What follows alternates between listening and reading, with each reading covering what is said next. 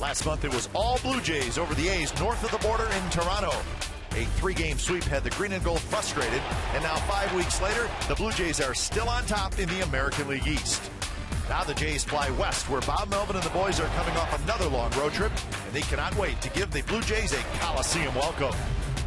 Two of the top teams in the American League meet on a holiday weekend as a 4-game showdown is set to get started. A's, Blue Jays, Game 1 is next.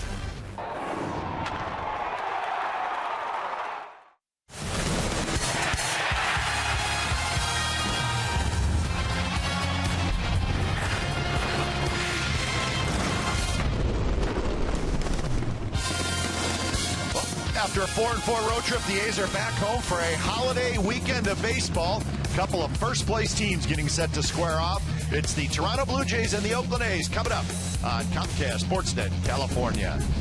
Hi again, everybody. Welcome to Oakland A's baseball, along with Shooty Babbitt. I'm Glenn Kuiper. Well, pitching matchup tonight is an interesting one. Sonny Gray for the A's, R.A. Dickey, the knuckleballer, for the Toronto Blue Jays. And Shooty, for Sonny Gray, he's starting to struggle a little bit, and that's new to him. And for Dickey, he's just looking for some consistency this year. Well, Glenn, you've got playoff atmosphere and 2 playoff teams.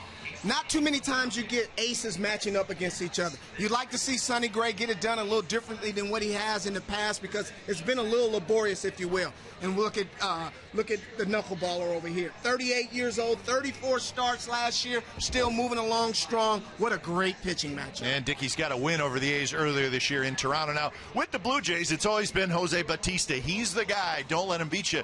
Not anymore. Now it's Edwin Encarnacion, and man, is he good. Absolutely. I mean, this guy is on a MVP-type season course. I mean, he's got 26 bombs, 869 ribbies. I mean, if you're talking about Bautista, you better start talking about Encarnacion, because he is the truth.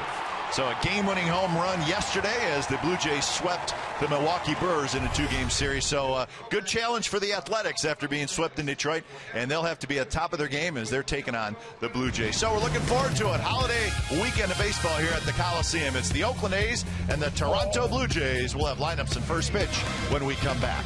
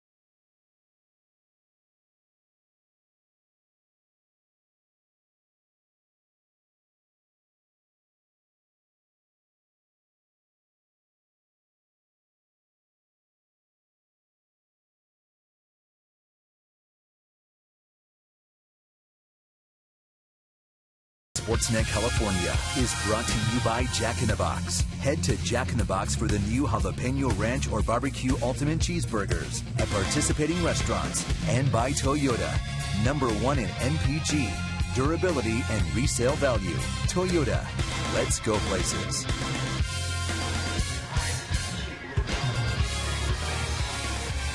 Well, the A's are back home at the Coliseum to open up this homestand, and it starts with a 4-game set against the Toronto Blue Jays. Blue Jays and the A's, game 1 of the series coming up, and the A's wearing the gold tops tonight behind their starting pitcher, Sonny Gray. So the A's take the field. The Blue Jays wearing the all grays. They are set to go, and so are we. Should be a good weekend of baseball. A holiday weekend, and let's check out the weather.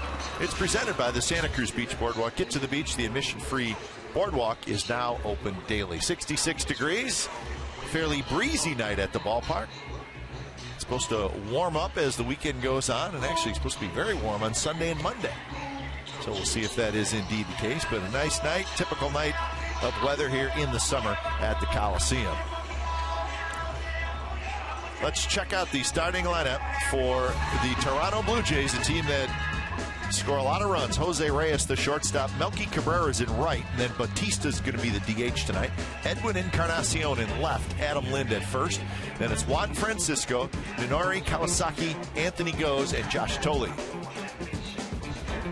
On the bump tonight for the A's, Sonny Gray 7-3 with a 3.20 ERA. The Toronto offense is a very tough task for Sonny Gray, but if he's commanding early and often, it's normally a good night for the A's. All right, so Sonny Gray going after his 8th win of the year against a good Blue Jays lineup. Defensively behind Sonny Gray, it'll be Cespedes in left, Gentry in center, Moss in right, Callaspo, Lowry, Sogard, Fryman on the infield, with Stephen Vogt doing the catching. Coco Crisp getting the night off, as is Josh Donaldson. Josh Donaldson, a little back stiffness, so he sat out yesterday in Detroit, and he's sitting out tonight. Hopefully he'll be back tomorrow, we shall see. And as Sonny Gray wraps up his warm-up tosses, the A's are welcoming a new reliever. How about that? Well, the one thing that the A's do, Glenn, is a great job of picking up pitching when they need it. And at this time of the year, everyone needs pitching. So Eric O'Flaherty off the disabled list after Tommy John surgery. And well, I'm sure he's been waiting for this. The A's signed him in the offseason. And before Tommy John surgery, when O'Flaherty was with the Atlanta Braves, he was very good. So the A's think that that's a huge addition to their bullpen, a quality left-hander to go with Doolittle and Abad. So, welcome Eric O'Flaherty to the A's bullpen. As Sonny Gray facing Jose Reyes. Second pitch of the game is hit in the air, shallow left field. Lowry goes back, Reyes is retired, and that's 1 out.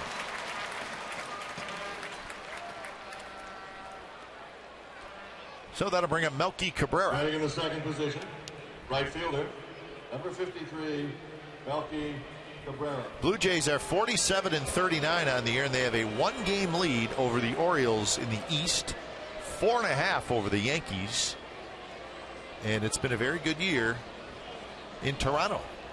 Blue Jays are 22-18 on the road, and they have been in first place for 42 consecutive days. So I think they're starting to believe in Toronto that this may be the team that gets them back to the postseason. We shall see.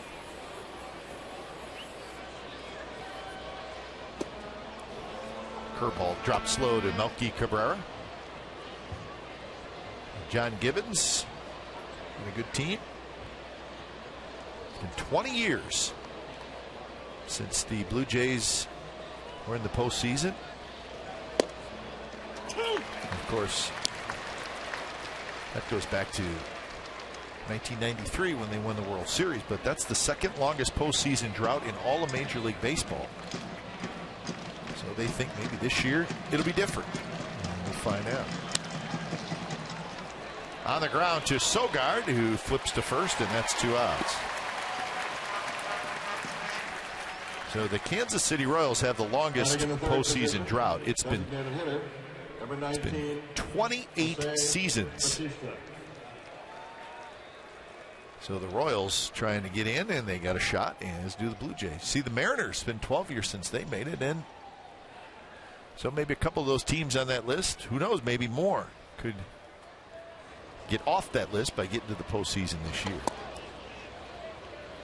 A list you don't want to be on. Well, Glenn, looking at Gibbons over there, one thing about a manager, normally when you have managed a club one time and they wave goodbye to you, normally you pack up everything because you're not coming back. But it tells you a lot about how the Toronto Blue Jays feel about Gibbons and his managing style. That's right. He was here, gone, and now back. 1-1 to Jose Bautista. Look at Sonny early on. He's got everything working, and I think that's going to prove vital for him as this game goes on. So 1-2 to Bautista, who's the designated hitter tonight.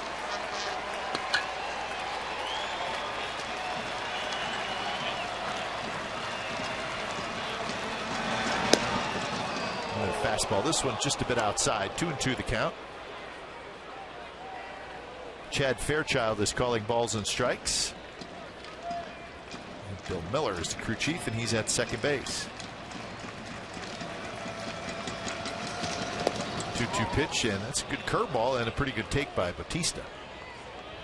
What's important early on is that you see when Sonny Gray is delivering his breaking ball, he is keeping it down in the strike zone because this is a ball club that gets a lot of elevation from his power.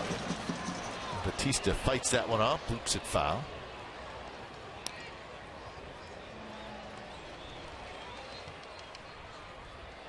So a team that hits a lot of home runs against Sonny Gray, who does not give up a lot of home runs. Last 6 starts for Gray with the ERA at 5.5. So his first 10 starts, he was very good. His ERA was under 2.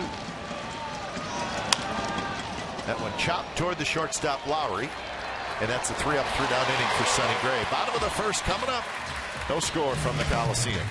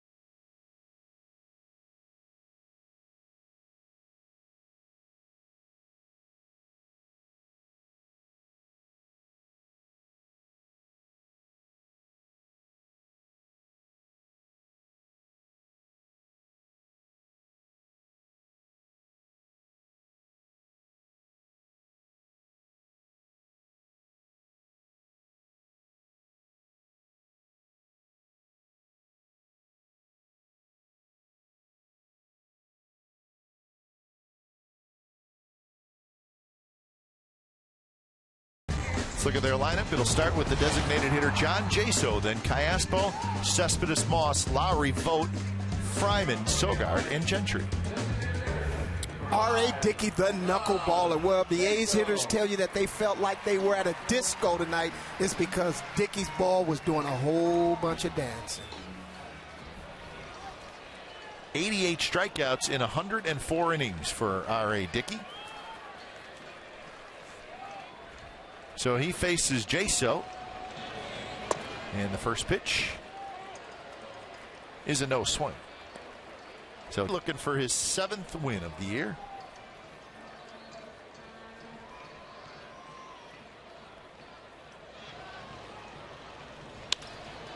There's a shot, one hop right to Kawasaki. It's one away.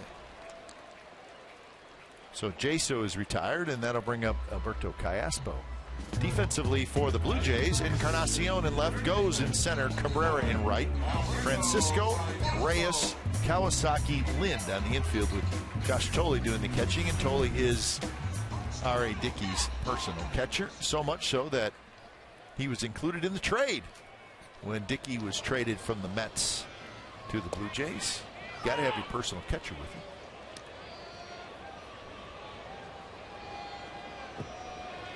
Callaspo 236, 3 home runs, 26 RBIs.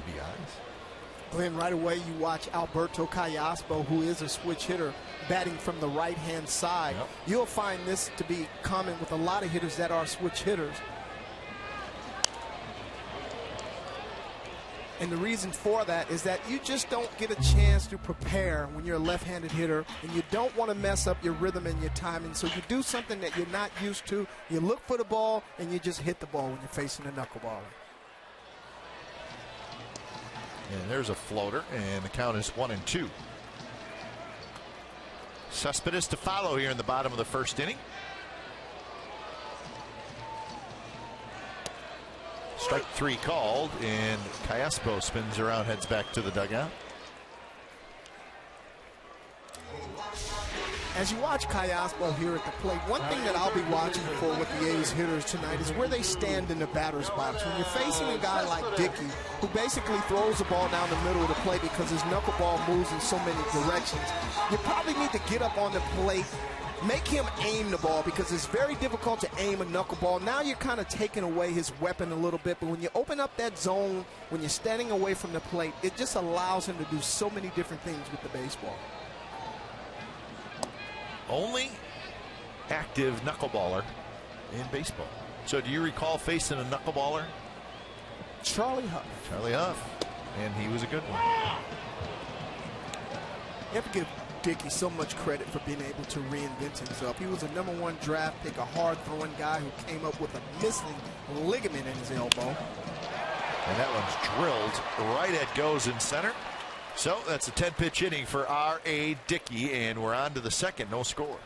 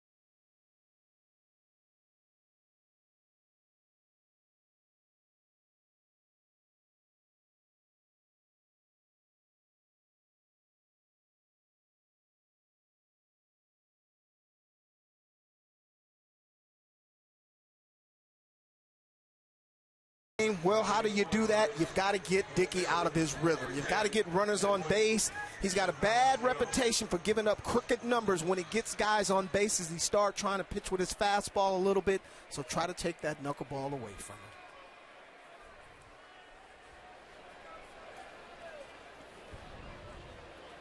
Don't give up a crooked number due to the long ball. Don't forget that one. Lots of home runs in this Blue Jays lineup. They lead the major leagues in home runs with 113. Edwin Encarnacion has the most with 26.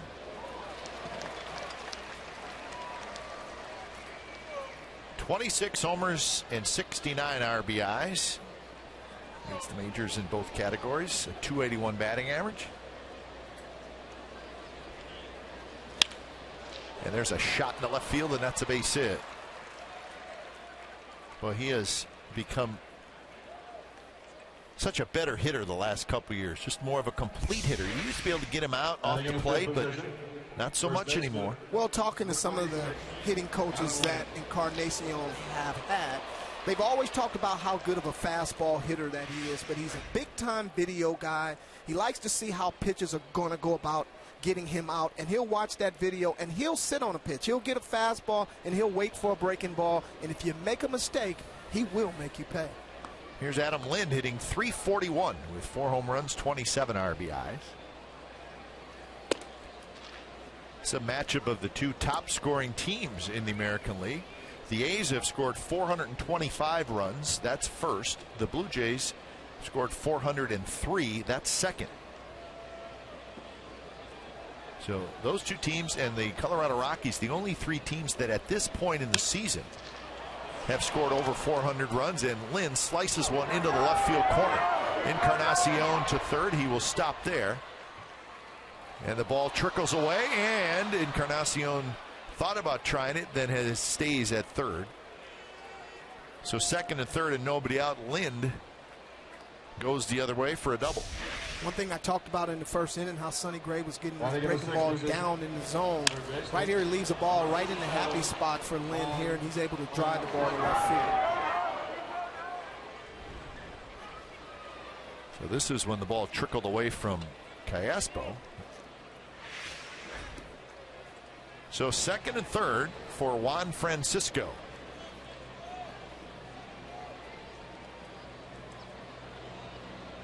Francisco with lots of power, but he strikes out a lot, and that's what Sonny Gray needs right here. And the first pitch is a strike. Francisco is a guy who they picked up that has been with the Atlanta Braves, the Cincinnati Reds, and one benefit that he's given Toronto here, if you look at the RBIs, Lynn has always been a good hitter, but he hadn't hit with runners in scoring position. Swing and a miss. Francisco has 32 RBIs, and to be hitting in the second half of this lineup, that tells you how good he's been, because those guys in front of him, they don't leave many runners on base. Hey, he's got 13 home runs, 32 RBIs, and 178 at-bats. That's the good news. The bad news is he struck out 74 times. So see if Gray can take advantage of that. Fouled straight back. Juan Francisco. You look at a player, you try to find out where he might fit in. This is the perfect roster for a guy like Francisco. Seems like he has a lot of guys in the lineup that he can kind of relate to. And to be able to hit behind Encarnacion and Bautista, that's only any way to elevate your game. 0-2 pitch, a ball in the dirt, and he waved at it, and that's a strikeout. And that's out number 1. So Juan Francisco chased a ball that was about 4 feet in the dirt. One tough thing for a power hitter to do is shorten up his swing. Even in a situation where you're just trying to make contact, driving that run from third base when they're basically just giving it to you. But when you've got that just turn and burn type mentality, it's just a very difficult adjustment for you to make. Here's Minonori Kawasaki, second base.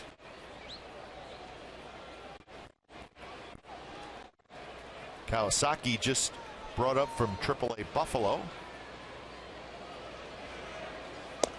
And he takes inside.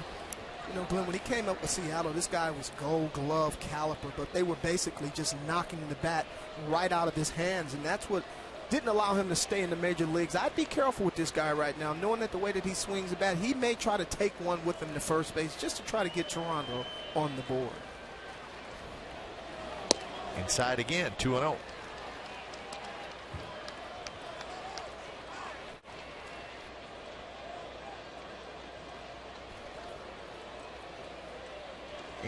Anthony goes, another left-handed hitter is in the on-deck circle. 2-0 to Kawasaki. Callaspo in at third, And now 3-0.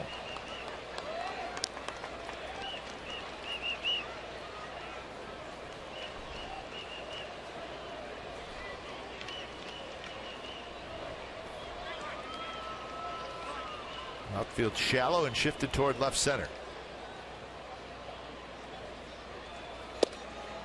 And it's outside, a 4-pitch walk to Kawasaki. So Sonny Gray, as the season has gone on, well, the ERA has gone up, and the reason it's gone up is because the opponent's batting average with runners in scoring position has gone up. That's pretty simple math. Well, when hitters start seeing you struggle with your command a little bit, they're going to shrink that zone up for you a little bit, and they're going to try to find something that they can handle.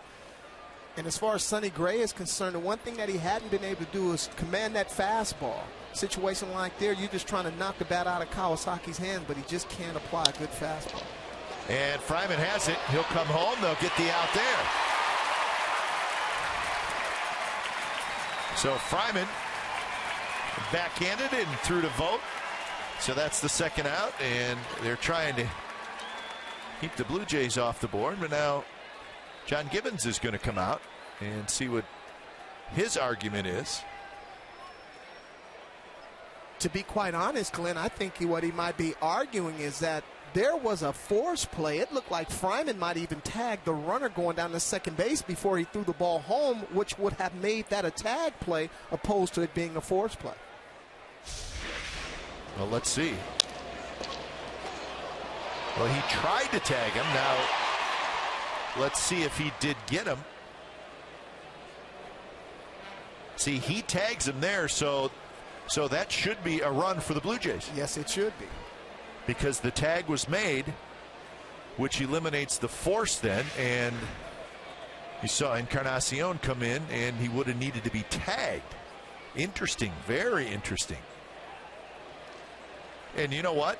Nate Fryman's over there, and he knows that he tagged him. Oh, he knows. He knows. And we're not saying that's the wrong play, because it's probably not, but Stephen Vogt doesn't know that he tagged him. It was a great play. Not too often that a first baseman will field the ball with the bases loaded and make a double play unassistedly when you tag the runner and throw home. That's why Stephen Vogt was so surprised, because he's not used to having to tag a guy on a play like that.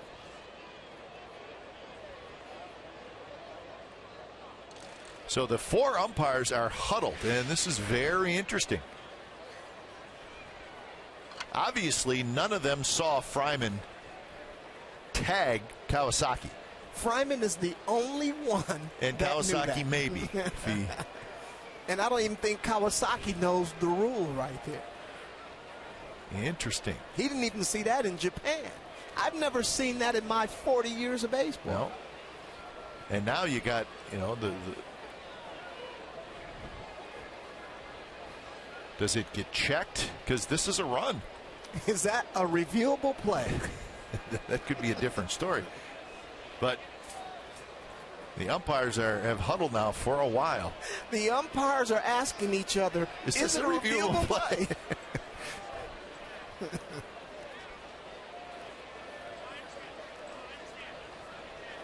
That is the beauty of this game.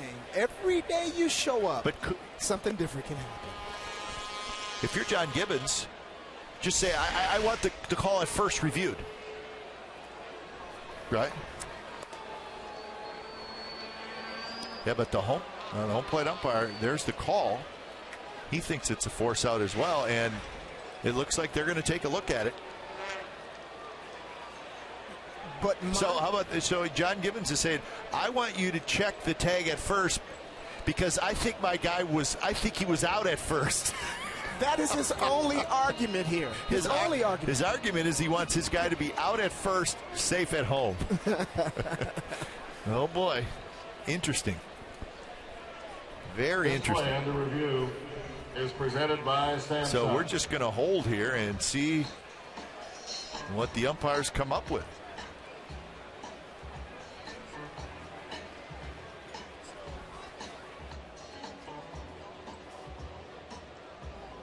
So the plays that are subject to review, and of course we know the most common ones, the home runs, doubles, boundary calls. And the force play, obviously, force play, tag play are the two most common. So that one could fall under the tag play.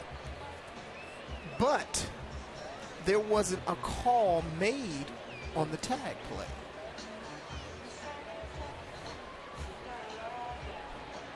Did the first base umpire signal out at first base on the tag? All right, let's see if we can watch. We know what happens on the play first. Watch the umpire. Let's see if he does anything.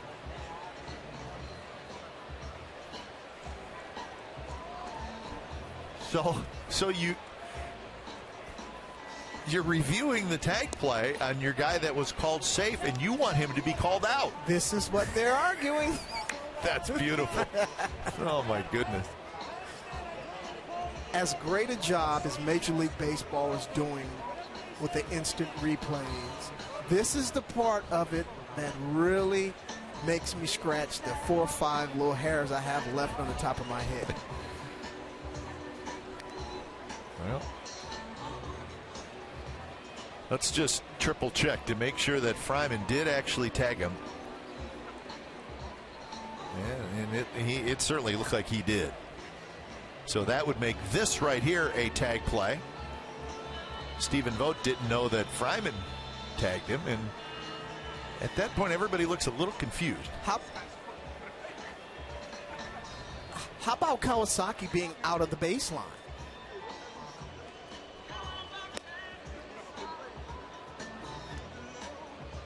I mean, he really went the long way to avoid the tag there. And if you watch where he was, I mean, he was at least 5 feet inside the grass.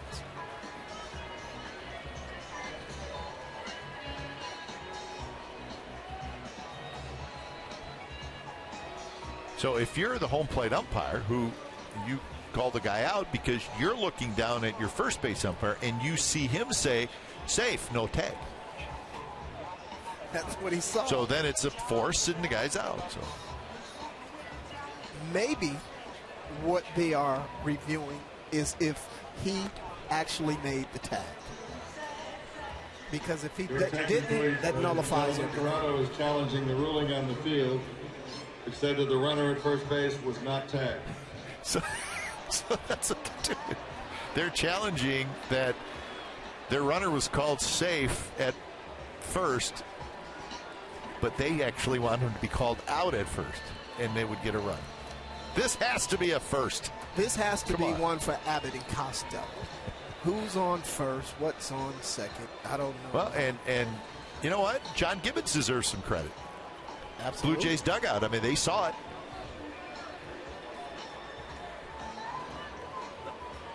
Tim Leeper's the first base coach. He maybe had a pretty good view of it.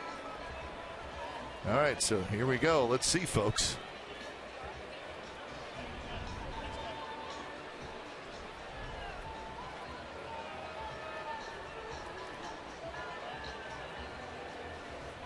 Sonny Gray is just kind of walking around behind the mound.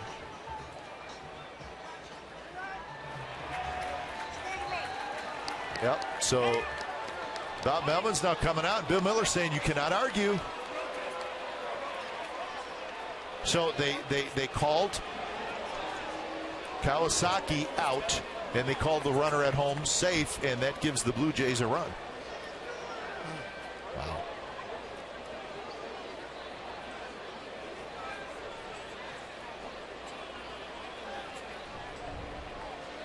So Kawasaki is out on the Fryman tag. The ruling on the field was overturned. The run allowed to be scored. The out was made at second So base. Goes ends up a fielder's choice, and he's going to get an RBI. So Kawasaki was tagged. He's out. So it's 1-0. And now Bill Miller's coming over and the guy at second's out. We're scoring a run. he is talking to John Gibbons, and But we're going to solve it right here. Go from I there. believe that Bob Melvin has filed a protest.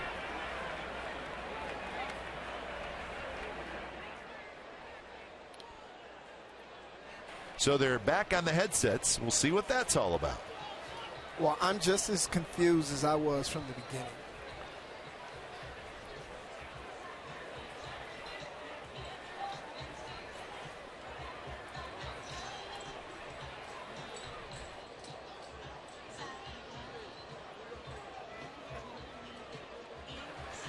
And I think the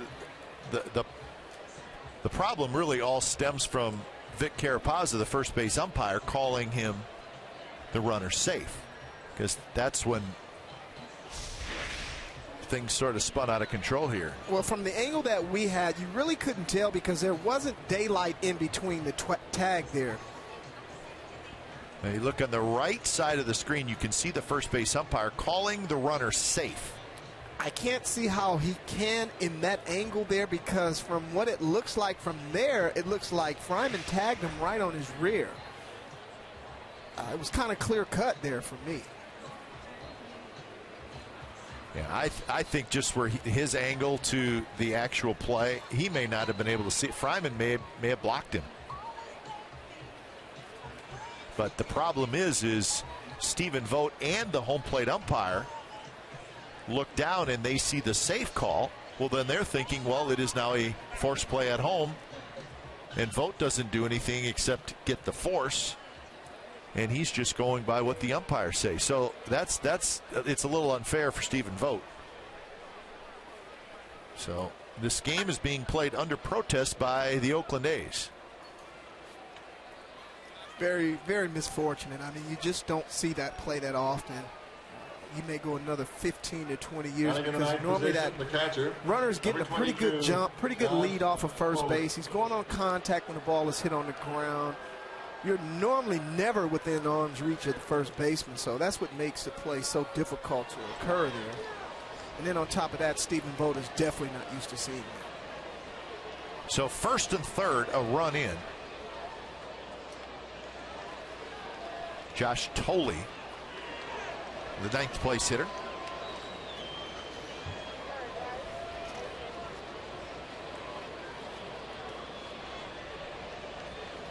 You know what else it looked like, Shooty? Is it didn't look like initially Fryman, it looked like he said, I'm throwing home. But then he realized the guy's right in front of me. I'm just going to tag him. If you watch that, he was not initially going to tag him until he realized that he still could. He wasn't too far past him, and that's when he kind of reached to tag him. You're absolutely right. I mean, because of the first swipe by, he really didn't even make an effort. But it was like, oh, I've got an out right here, and to have a chance to throw the ball at home plate. So 1-1 the count to Thole. And now 2-1. So a very strange play.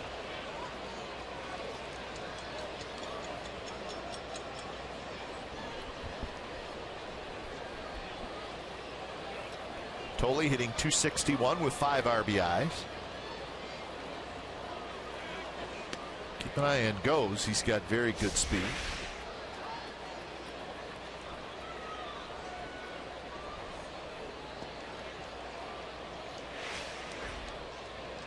So the strangeness of the play lingers. Lowry has it. He'll go to first. Side retired. So when it's all said and done, a run for the Blue Jays. We're going to the bottom of the second.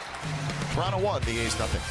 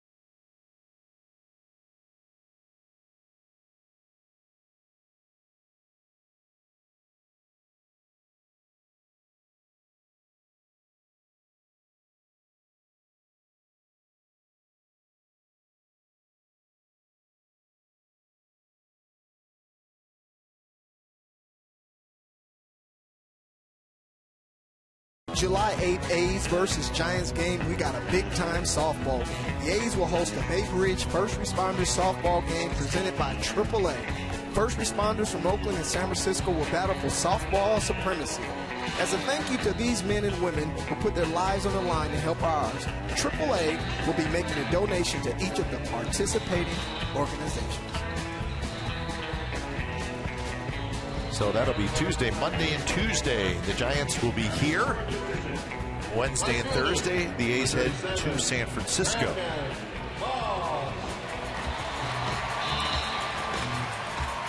So bottom of the second inning, going to be Moss, Lowry, and Vogt. A's went 3 up, 3 down with a strikeout in the first inning, facing the knuckleballer R.A. Dickey. Dickey beat the A's on the 24th of May. He pitched into the 9th inning, and he pitched extremely well.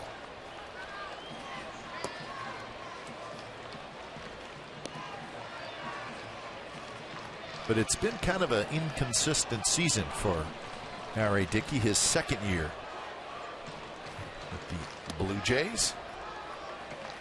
It's kind of like his knuckleball, Glenn. You just don't know what you're going to get pitch by pitch. Last year, he was 14-13, 34 starts, 224 innings his first year with the Blue Jays.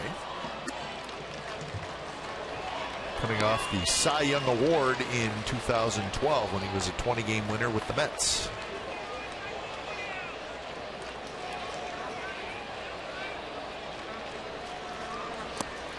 And the 3-1 pitch is ball 4. All right, here's our forward right choice, and it is that start on the 24th of May this year. 1 run, 5 hits in 8 1/3 innings for Dickey. He walked 1, he struck out 4, and it was a 5-2 Blue Jays win. Day game in Toronto. So that was a season high 8 1/3 innings. Now remember, going into that start, Dickey had talked in the newspapers about how he didn't feel like he was pitching deep enough into games, and he certainly did that day.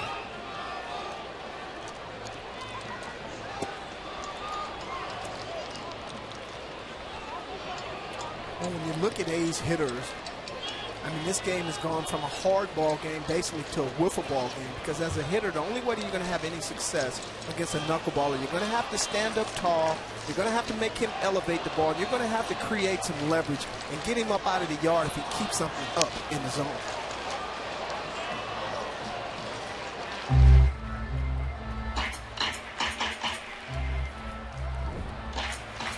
You could think about what to do against the knuckleballer before you face him. You may be better off just to not think about it at all. And when it's over, forget about it quickly.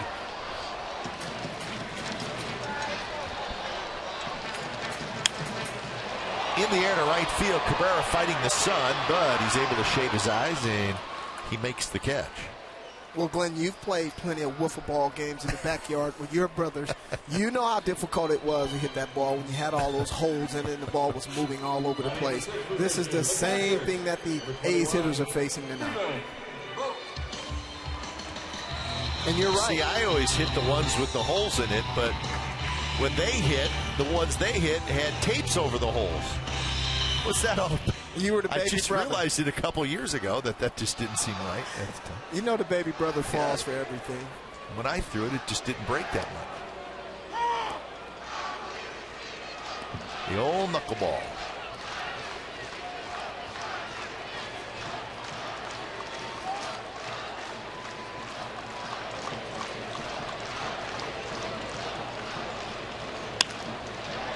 Vogt drives one left field. That's hit well. Encarnacion, it's over his head. Moss headed for third, and they're going to wave him home. No, they're not. A late stop sign by Mike Gallego. And Gags was waving him, and then right at the last minute, he held him up. So Vogt goes the other way. Encarnacion was playing fairly shallow.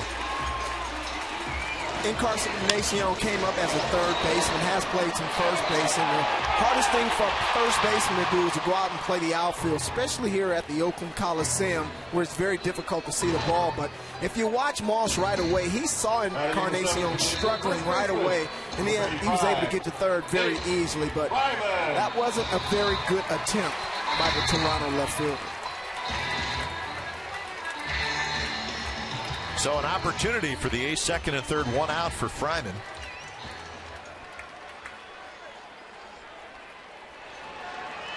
Fryman 1 for 7, but that one hit a big one, the 3-run homer in Miami.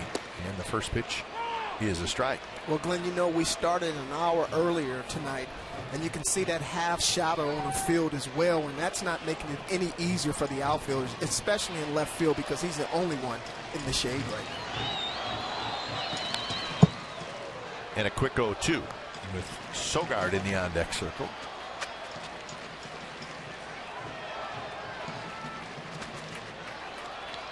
So Dickey ahead of Fryman.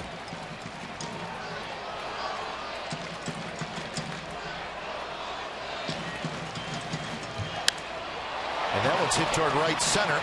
Goes on the run, still on the run. He dives, he can't get it. Trickles away from him. Cabrera picks it up. And one run's going to score. Vogt will be held at third. And the A's have tied it here in the bottom of the second inning. So Goes, who's a very good outfielder, ran a long ways, but just popped out of his glove. Well, the one thing about Goes, and his reputation has him being a guy that really goes back on the ball very well, but he struggles coming in. So a lot of times that he will play a little deeper, which he was here in this situation here, and he tried to make up the distance with his speed, but he wasn't able to here, and that allowed the ball to drop in like that. Great base running job by Vogt here. I mean, this guy right here, I mean, when you start talking about unsung heroes, he's got to be at the top of the list of all the things that he's been able to do for this ball club. So give Fryman a RBI double. That one to the backstop. And Vogt's going to come in, and Vogt's going to score. 2-1 A's.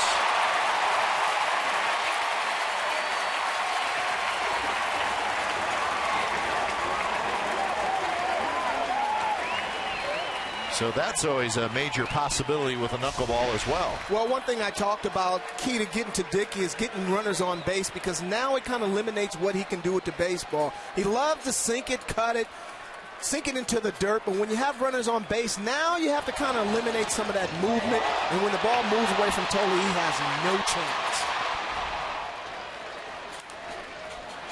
Hey, you see where the glove was? I mean, that ball was basically right down the middle, but it must have just darted to the left a little bit right at the last second.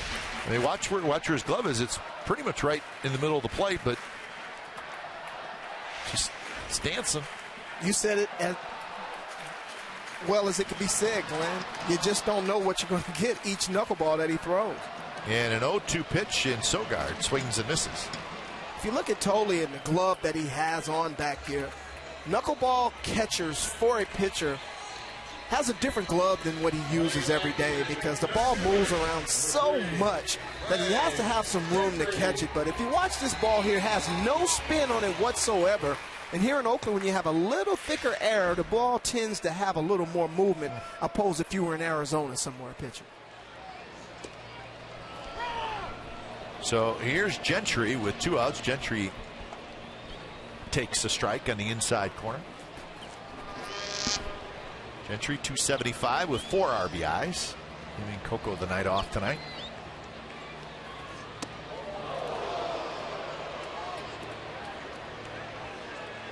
So it all started with a walk to Moss. And Vogt and Fryman with back-to-back doubles.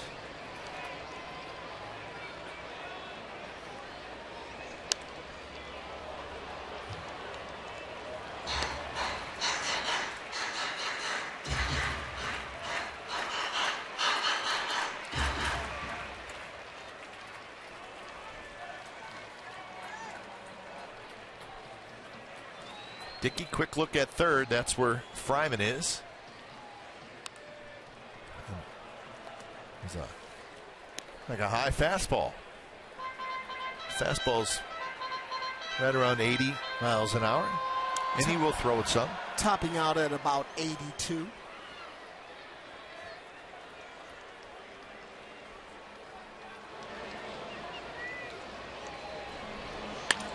Line drive, and Kawasaki grabs it side and retired. So the A's answer back. They get a couple of runs, so we're headed to the third. 2-1 A's over the Jays.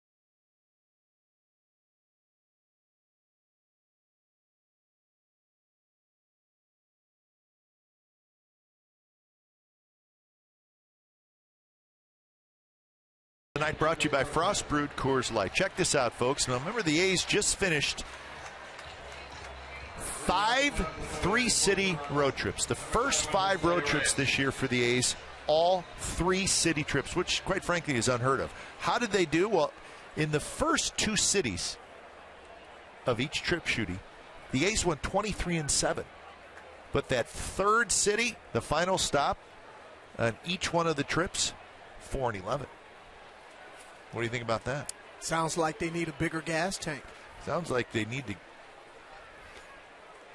get some help from the schedule, maybe. Last year, the A's had 1 3-city trip the whole season. 2012, they had 2 3-city trips. This year, they had 5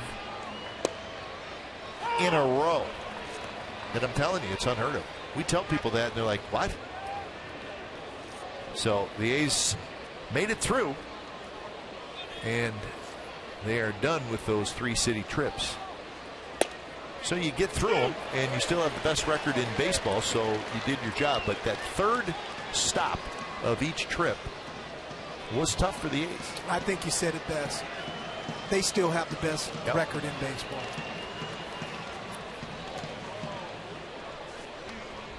I mean, it's grueling. Seattle, they travel more than anybody in baseball, and basically nobody wants to hear about them crying about it. No, nobody wants to hear about the A's crying about it either. And you know what? They haven't. Well, us announcers have complained about it a couple times, but that's okay. But a tough stretch. The A's did well. Well, sitting in this seat, Glenn, I find it very difficult to fuss about anything. No, you're right.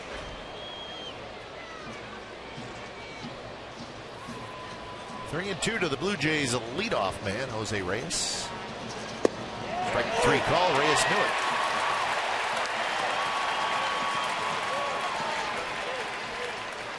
I think this is very vital for Sonny Gray. I mean, this is a young man who the opponents are hitting 144 against him as far as leadoff hitters are concerned. And when he's able to get that first guy out, this normally is a recipe for success. And to be able to get one of the best prolific leadoff hitters in the game, to be looking at strike 3 right there, that's definitely got to be a feather in Sonny's hat.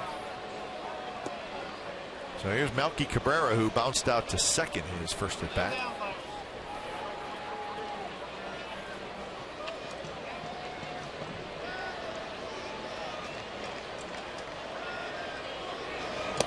Melky Cabrera with 106 hits this year, second most in the American League. He's tied with Adam Jones. And they are both trailing Jose Altuve, who has 118 hits.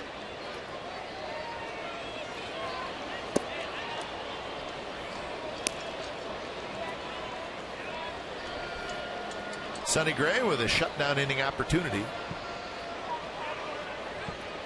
He's been good so far in that category. The 3-0 pitch is a strike to Melky Cabrera.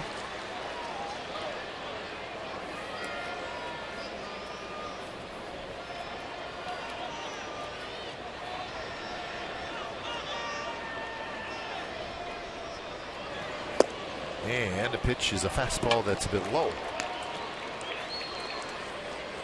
So second walk for Sonny Gray. 2 walks, 2 strikeouts. Now batting for 19, Jose Bautista. And that'll bring up the big hitters, Bautista and Encarnacion.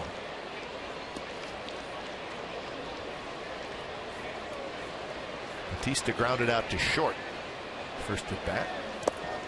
Both these two, Bautista, Encarnacion, it's not official, but I think they'll both be at the All-Star game in Minnesota.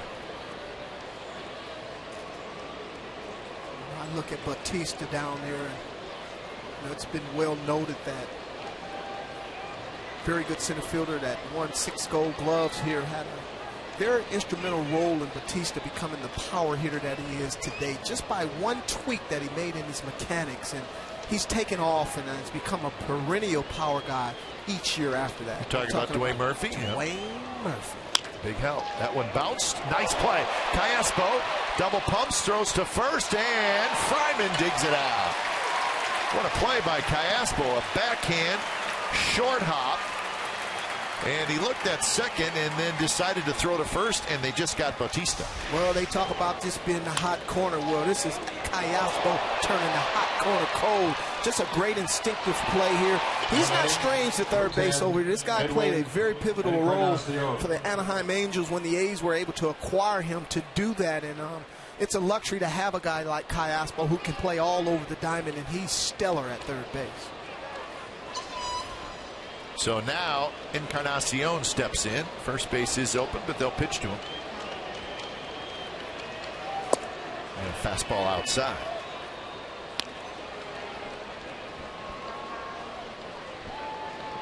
Single had scored in the second inning.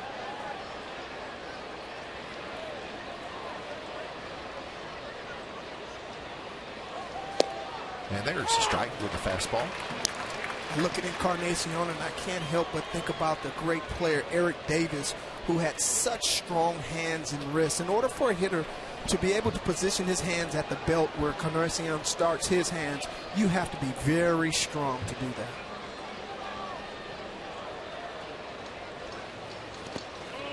And that one scoots away from Vogt. He couldn't find it initially, and Gray ends up picking it up. Remember the late, great Bobby Bonds? He used to hold his hands down by his waist almost. And man, oh man, could he whip that bat. If you look at Encarnacion, he has such tremendous rhythm and great balance there. A lot of power hitters, they will chase that ball in the dirt every time. And what Sonny Gray was throwing there in that 1-0-2 count was a chase pitch. And normally you will get a chase, but to this guy's favor here, he does a great job going up there with a pretty good game plan.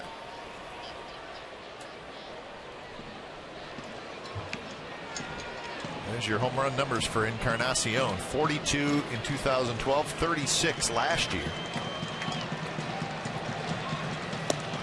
Strike 3 called. Sonny Gray went right after him, and Encarnacion strikes out. And a runner is stranded at third. Bottom of the third coming up, 2-1-8.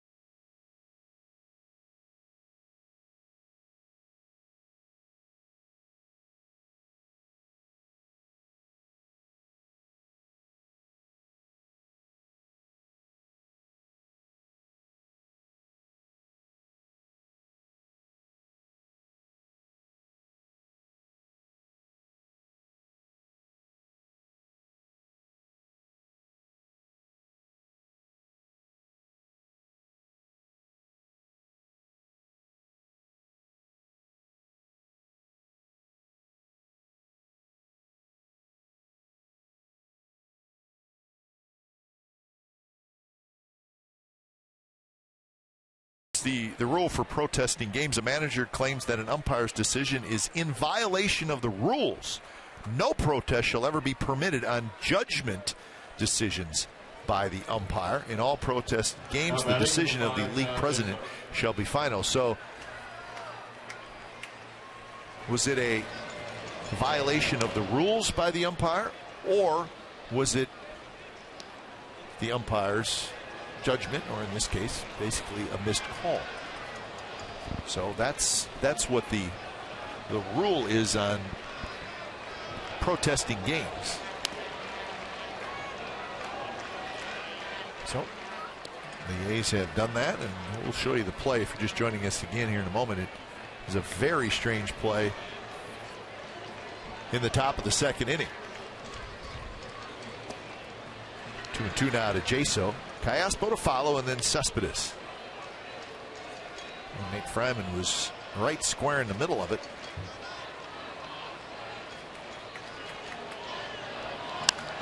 Jaso drills one to center. Going back, spinning around near the warning track. He's got it. All right, so this is the play.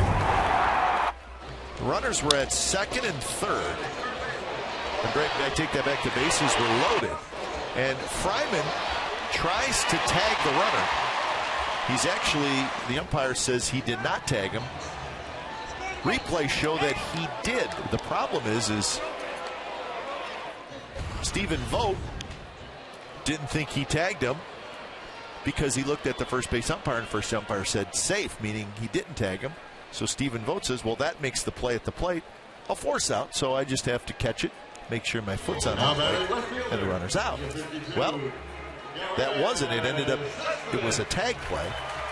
So it was kind of a messed up play, and unfortunately, the problem is the first base umpire missed the original call. So it was a run for the Blue Jays. Well, unfortunately, because now the video gets it right, it takes away from the fans on the BART train, in the barbershops, at the bars, in the grocery store. Did you see that play? He was out. No, he was safe. No, he was out. Takes all the intrigue out of the play right there. Well, I know what you're saying. But if it happens to your team, then you are ticked off. But that's the beauty of the game. We've got human beings out here that get paid a lot of money.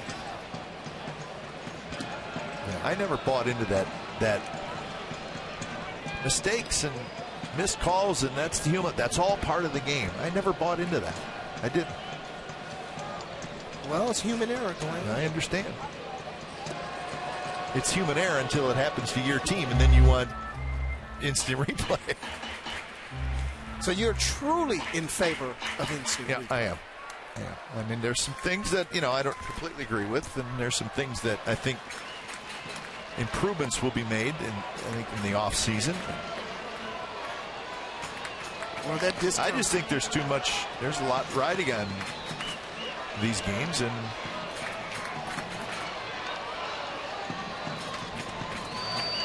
I saw a number today, the amount of overturned calls, 248. That's a lot. 248. Reyes has it to first. Side retired. So 3 up, 3 down inning for R.A. Dickey, and we're moving to the fourth. A's 2, Blue Jays 1.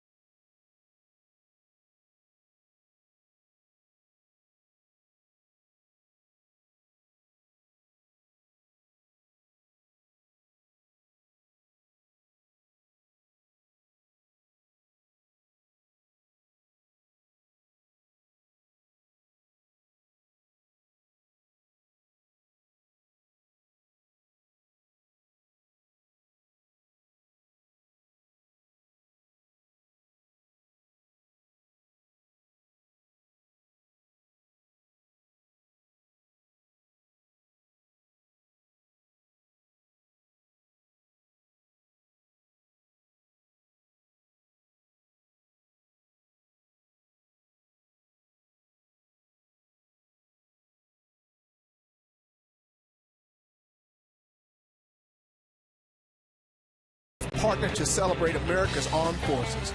To support the cause, Sport Clips is accepting donations in exchange for haircuts at select A's games. All proceeds will benefit Freedom Alliance and USO. Visit the Sport Clips booth behind Section 235 before the 7th inning today through Saturday to get your A's haircut and support our armed forces. Sport Clip is proud to be the official haircutter of the veterans of foreign wars.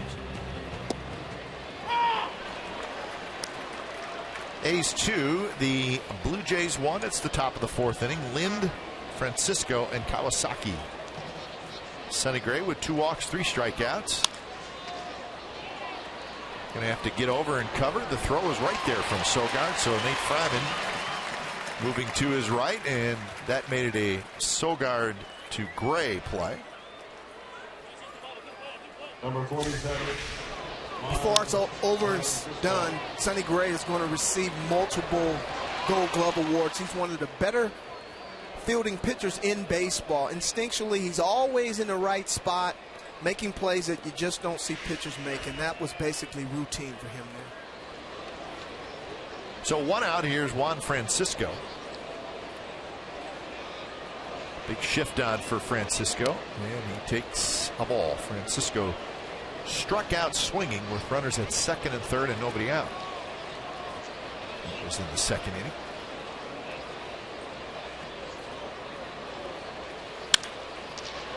Right into the shift. Sogard bobbles, throws, and that's the 2nd out.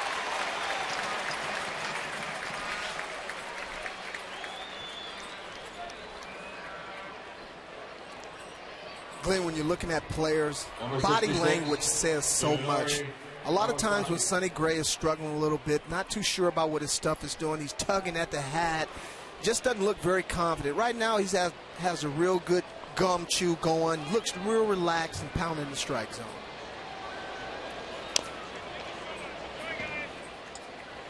So there's a confident way to chew gum and a not confident way to chew gum? Oh, absolutely. You know, when you just want to make sure that you get all the saliva and the good juicy stuff coming out of that bubbly-licious, you don't want any of it to go down your lips. Sonny Gray's got it all going right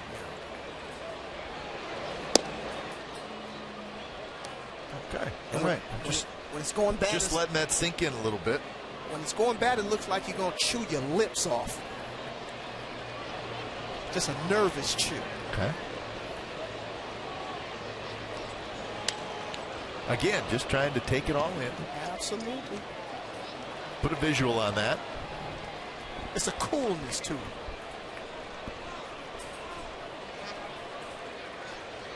Check out the gum chew working right now. Oh, yeah. Under control. I think you're right.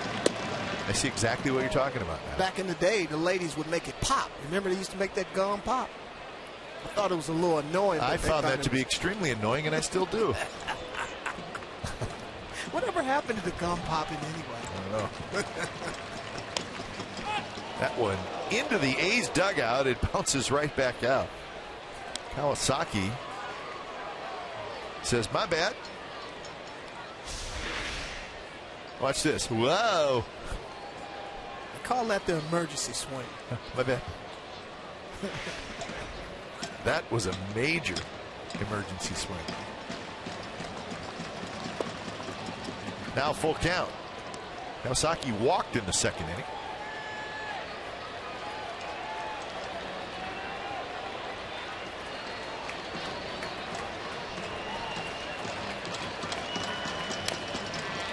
Rolls that one foul. This is a lineup, Shooty, that if you can avoid even letting one guy in the lower half of the lineup get on, because you don't want it to turn over that, you know, that 4th or 5th time if you don't have to. I mean, you're going to face, let's put it this way, if you can keep it away from getting to Bautista and Encarnacion in maybe the 9th inning, that could make a huge difference. And that's a long ways away. Number 8, Anthony Gose. But you don't want those guys to get 5 at-bats. Keep it to 4. Well, when you look at Kawasaki, I mean, he just reminds you so much of the Japanese hitters. They're so capable of extending at bats because of that leak-out swing. And they have a unique ability to be able to foul pitches off, even though that their body is going in one direction. They do such a great job of keeping their bat back. Even though he doesn't hit for a high average, he really doesn't strike out a whole lot. That's the Major League home run leaders. The A's are 4th, the Blue Jays 1st.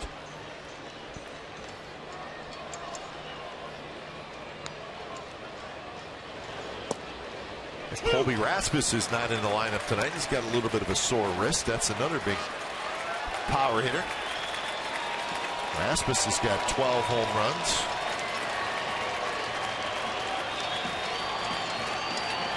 There he is. 0-2 pitch is bounced, just foul. As Callaspo playing off the line a little bit and goes. Kind of chop that one the other way. You make a very great point, Glenn, when you talk about the bottom of this lineup. Because if you look at Kawasaki and you look at Ghost, it's similar to a National League lineup. When you have 8 and 9 hitters that are not very productive, as a pitcher, you know that you have to get through those first 5 or 6 to know that you pretty much have a pretty good chance of handling these guys. And I think Gray finds himself in this situation here with Toronto's lineup. Man, you don't want those guys to get on and then have it get to Reyes.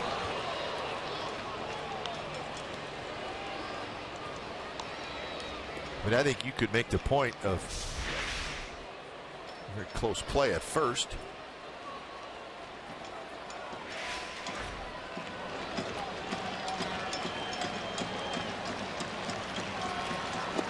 Goes. Did he go around?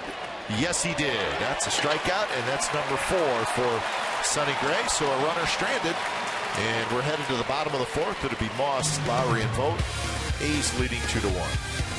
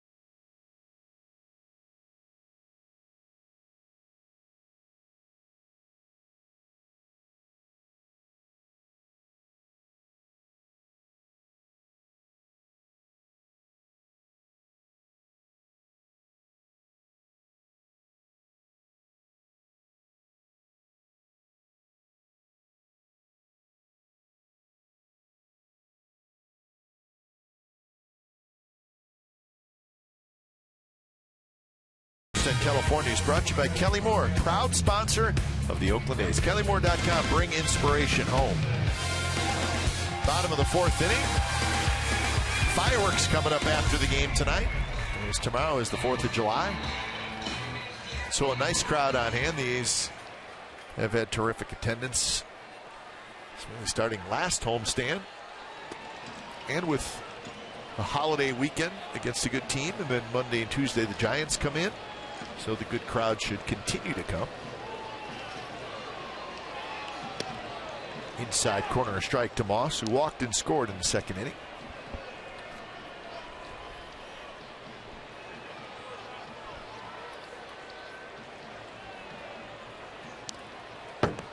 The Astros and the Angels are underway. They're in the 1st inning.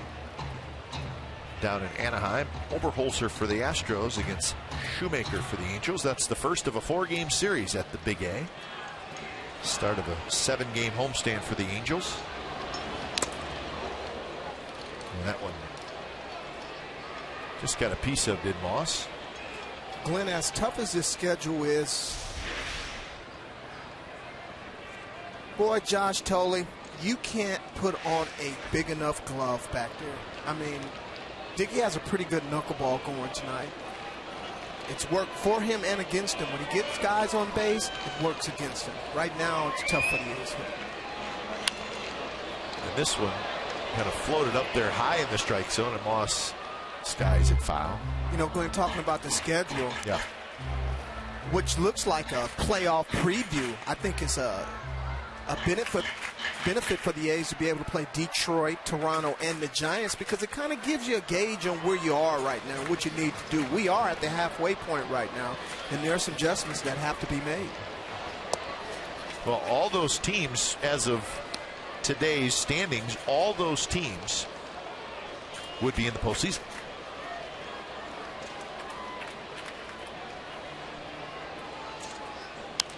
Moss shoots that one foul. The Angels have won 9 out of their last 12, and they're 3.5 back in the West. The Mariners are 4.5 back. The Mariners have off. They will be at the White Sox this weekend. The Mariners have won 4 in a row, and they've won 10 out of 12. That one hit high in the air to right, but it hangs up. Cabrera has it. So that is out number 1. So the A's looking for their 52nd win. And then the Angels 11 over. Mariners are 9 games over. The Rangers, their struggles just continue. And the Astros, who had a stretch where they were playing pretty good baseball, but now they have been struggling lately. So the A's will hope for some help tonight from the Houston Astros. Well, looking at those standings, I can't say that I'm surprised by anything there. I always said that it was going to be a dogfight in the West from start to finish. The A's just got off to a better start than most of the other teams in the division, but with the Rangers having the injuries that they've had, it's going to be very difficult for them to overcome those. You know what, Shooty, for the longest time, I mean, really most of the season, in the team stats, the A's have had the best team ERA in the American League, really, for almost the entire season. They are now second. The Seattle Mariners have the best ERA in the American League.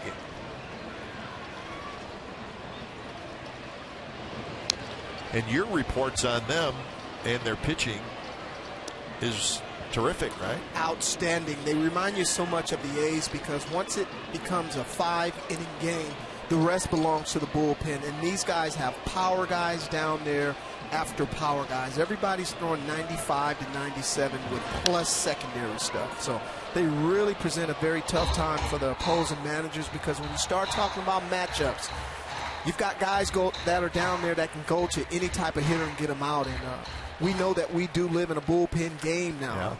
Yeah. Not many teams are afforded to have 2 and 3 great starters, so they depend on those bullpens. So we're talking about the Seattle Mariners. Lowry reaches forward, he swings and misses. So that's the second out, and that's 7 in a row retired by R.A. Dickey. Just so difficult to look in an area and guess right, even though that's a fastball or knuckleball, should I say, right down the middle of the plate. It's that last 7 inches of chunk that he normally has on his pitches, and it's just a very tough task for a hitter. I mean, you can guess, and hopefully you guess right, and that the ball just doesn't sink as it normally does. Here's Vogt. So getting back to the Mariners, so if you're Jack Zierenczyk, their general manager, and Jack, if you're listening, Shooty's going to tell you what you need to do at the trade deadline. What do they need? Well, I don't need Jack to tell me, because all I have to do is sit in the stands with 15 other scouts, and they know that Jack Zierenczyk needs a right-handed power bat, and he has an excess of guys in that bullpen, and everybody in baseball needs him. Interesting. That one's hit toward Cabrera in right, and in the sunshine, he makes the catch. So Dickey's settling in. He's retired 8 in a row. We're on to the 5th. A's with a 2-1 lead.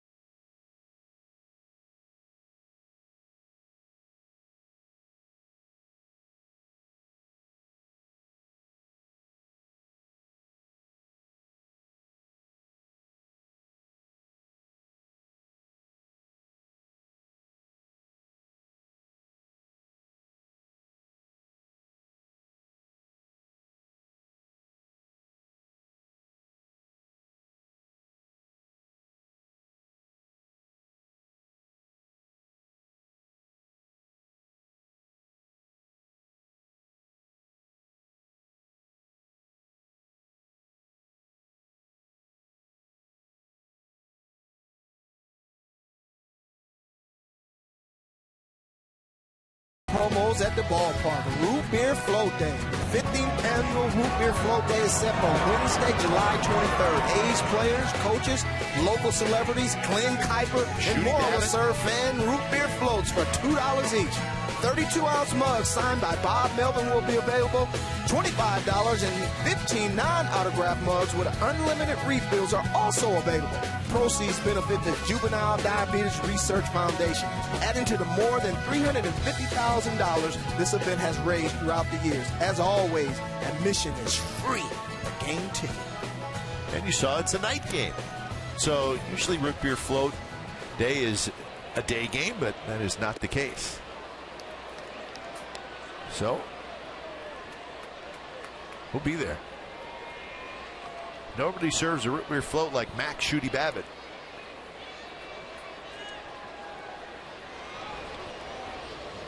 You're one of those guys who, if you had your own ice cream shop, you wouldn't make any money because you fill everybody up to the brim.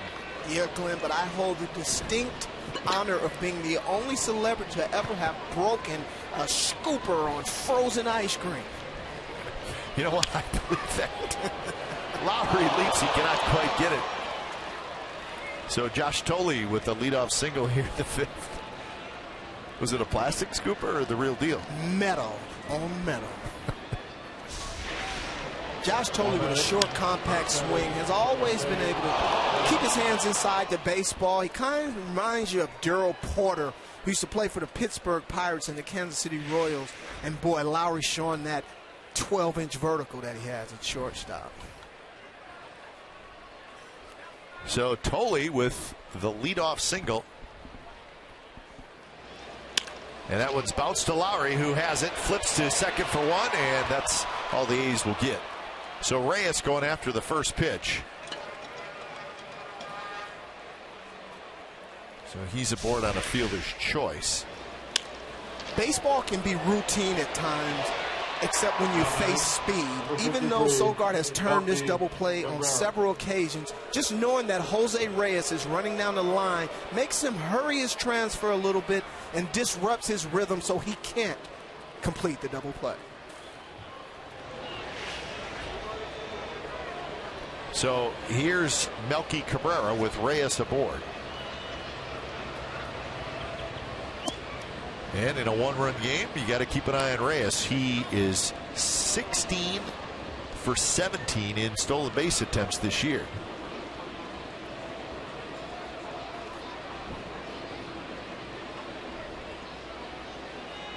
Got a short lead right now, and he inches off just a little bit. It's always that tough decision because there's such a huge hole on the right side, and Melky Cabrera handles the bat pretty well. And sometimes you'd like to give the hitter a chance to use that hole on the right side. Jose Reyes is one of the guys who a lot of people thought that would be one of those kids that would steal a lot of bases when he came into the league because of his tremendous speed. Not only that, he had the luxury of working with Ricky Henderson for a couple of years in New York, which took his base running skills to a whole nother level. Unfortunately for Reyes, injuries have hampered his progress here over the past couple of years. But I still expect this guy to be a guy who challenges for the base stealing title every year.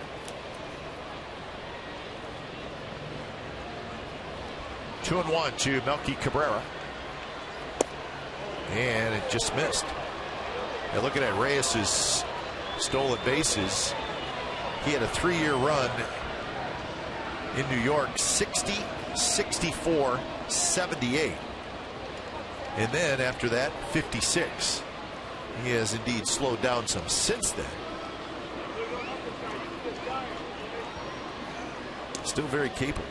But mature now. One thing early on that you could tell about Reyes is that he was fearless. There were times that he was running in counts where he probably shouldn't have. Now that he's become a much smarter player, understand the hitters that are hitting behind him, he will pick his spots as he goes. Strike called, and now it's 3-2. Jose Bautista is the on-deck hitter. Cabrera with a ground out and a walk so far.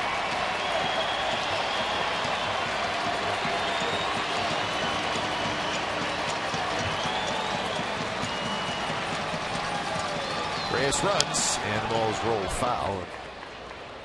Cabrera may have swung at ball 4. Cabrera's not a guy who's going to walk a lot.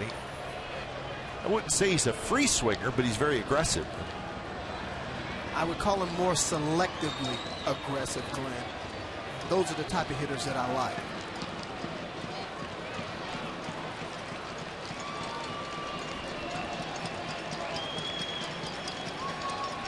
Quick throw, and Reyes gets back. So much is talked about hitters that takes their walks. You'll hear that all the time. He walks, he takes his walks. Well, what makes hitters so good that do walk is that they're able to lay off bad pitches and hit the ones that they're looking for. Runner goes, and the ball is fouled at the plate again. Or perhaps do what Milwaukee's doing, what Kawasaki was able to do, is extend at bats. Just get a little piece of it. Not sure, you don't want the umpire to take the bat out of your hand by taking a pitch that might be a little too close. So what you do is you just continue to foul pitches off so you can extend the fight. Very tough to teach that skill.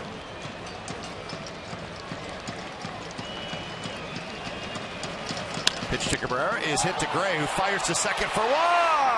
Double play. What a play by Sonny Gray. He reached down and grabbed it, spun around, and started the double play. So bottom of the 5th coming up, 2-1 8.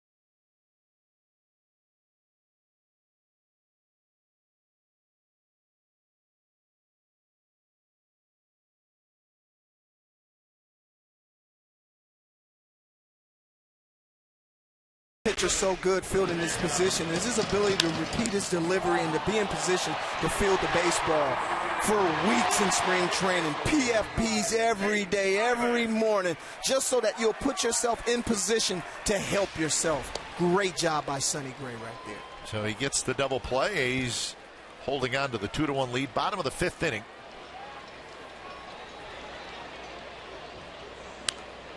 Fryman, the big swing. Spins it foul at home plate. Glenn, so much has been talked about Travis Fryman and some of the adjustments that he's made down in AAA as far as his stance is concerned. He's become a little more erect, a little more upright, freeing his arms a little bit. I wasn't aware of the bat twirl that he has going right here. Giving himself a little more rhythm. Nate Fryman. Nate Fryman. Yep. Excuse me, Mr. and Mrs. Fryman, for calling your son Travis. Well, he was really spread out last year. He's very tall, 6'8", but he's very spread out. Once again, the Hall of Famer paying dividends. A tip from Ricky Henderson. Yep. 3-1 the count. And a leadoff walk.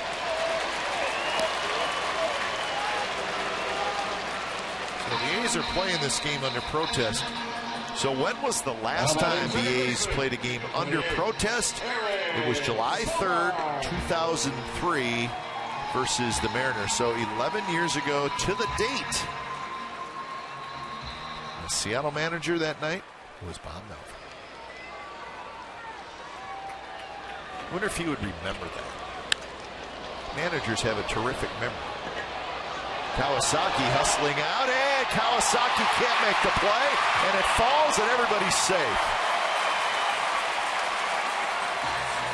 Well, you would think at some point Melky Cabrera comes in and calls him off, and he did not. Well, when you have Anthony Gose, who plays deep, and Melky Cabrera, who normally plays left field, find himself in a different position. The most difficult play for a second baseman is to be going back with your face to the field, because you just don't know who's coming behind you, and normally these guys are calling you off fairly early. Kawasaki finds himself in a very difficult situation. Your head is jumping up and down, your eyes are moving, and that baseball is getting down on you very quickly. And before you know it, you can't make the play. So a walk and a bloop single, 2 on, nobody out, and here's Gentry.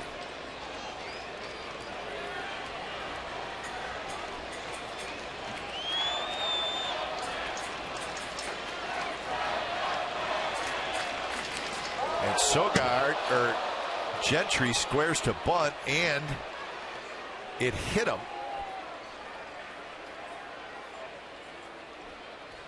But it also hit the bat, it looks like. Well, the bad part is that he got hit in the hand. The good part is that he got hit by a 67-mile-per-hour knuckleball.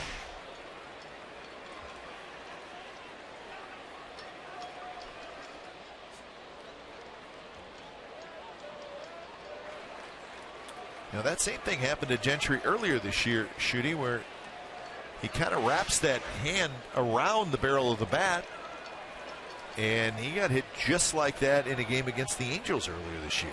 Well, he's fortunate that he didn't get hit in the fingers as well, because that's the one thing that you always teach youngsters. Get your fingers out of the way. Pick off, and just getting back is Big Nate. You have to pinch the bat, but you pinch it at the halfway point behind the bat so that you don't expose your fingers, because so many times you can get hit there, you can get hit in the wrist, and that could be the end of your season. Pretty well executed pickoff attempt. And Fryman has to hustle back again. The pitch was called a strike, so it's 0-2 to Gentry. Jaso in the on-deck circle.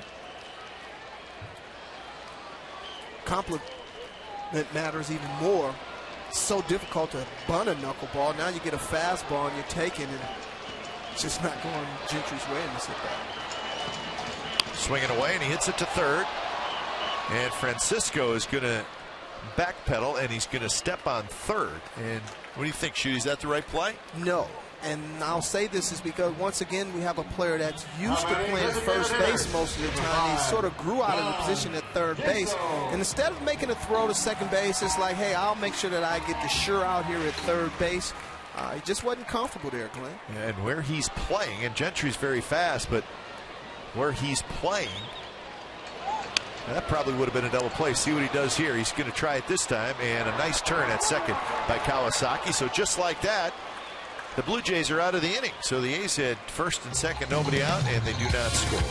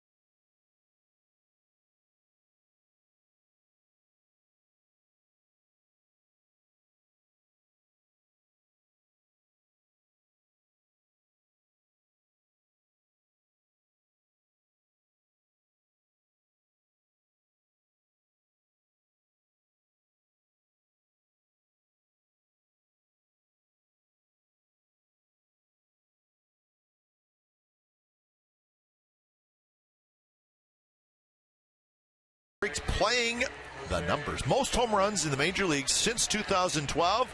Are you surprised that Edwin Encarnacion is first?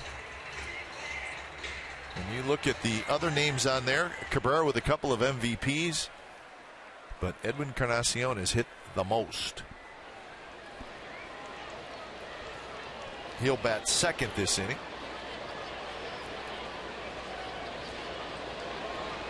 First pitch to Batista is a curveball that stays high. Well, and you know what's become sort of fashionable is players performing against their former teams. Let's not forget that this guy once played for the Green and Gold. It was brief.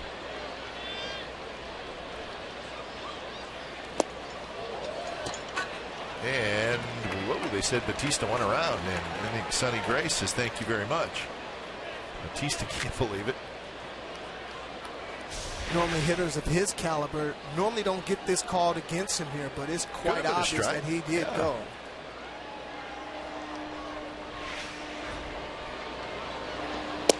Good snapper there. So it's 1-2.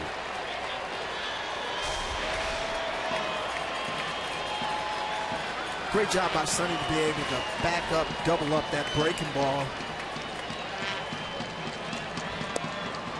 It's funny, Shooty, in Sonny Gray's last start in Miami, where he did struggle, his breaking ball, the movement was different. It was more of a slurve. But now tonight it's back to that more over the top, kind of 12-6 as they like to say. And a fastball just missed somewhere. Well, that's what normally happens. You've got a young guy like Sonny Gray that's struggling a little bit with his breaking ball here. If you watch Batista here, that's a pretty good pitcher's pitch here for him. But that's what normally happens when your legs tire a little bit. Curveball, line drive, base hit. So Batista got a hanging curveball, and he has his first hit.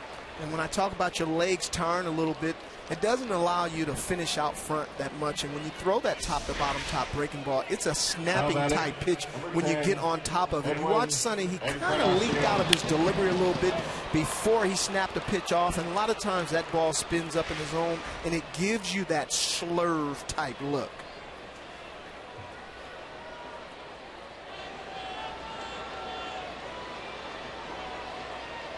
So here is Encarnacion.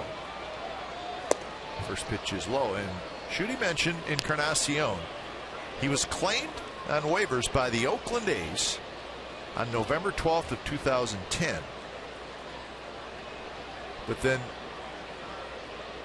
he was signed back by the Blue Jays in December of 2010. So technically he was an A for a very short time. See if the A's can turn two. Out at second, and that is a double play.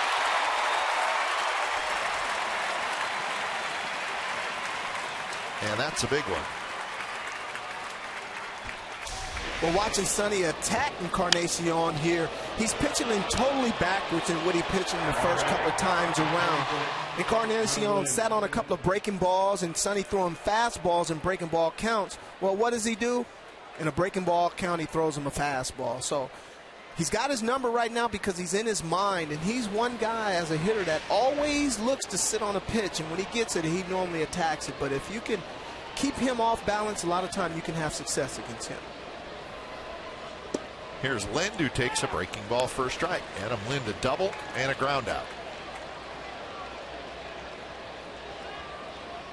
So a double play in each of the last two innings. And this one's popped up. Callaspo says, I got it. And he does. Side retired. So Sonny Gray, another big double play. Bottom of the sixth coming up. It'll be Callaspo, Cespedes, and Moss. 2-1 A's.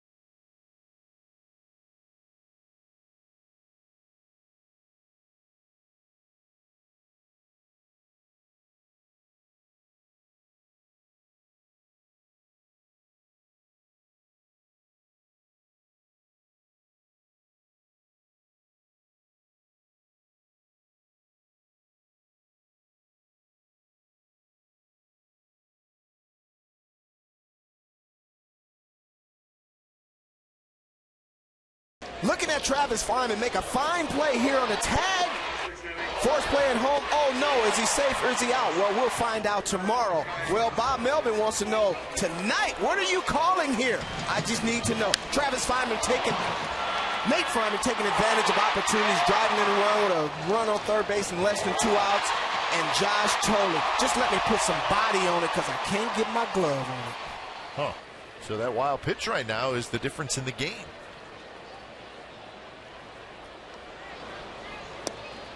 First pitch strike to Cayaspo, who has struck out and hit a fly ball to center field.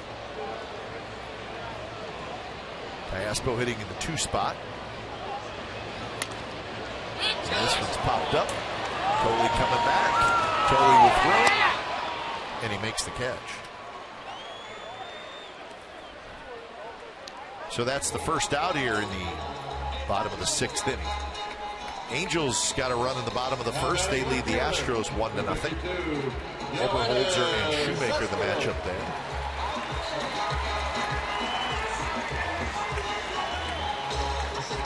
Orioles leading the Rangers 5-2 in the 8th inning in Baltimore.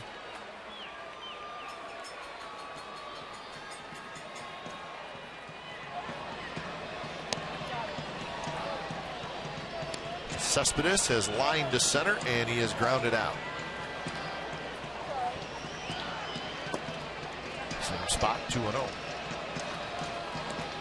If you look at Dickey now, you see him somewhat aiming the baseball a little bit, and that's something that's uncharacteristic for a knuckleball pitcher. But when you have a player of Cespedes' magnitude in the box, you just can't afford to make mistakes.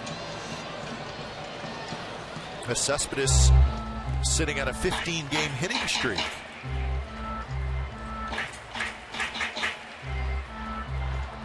It's the best hitting streak for an A's player this year.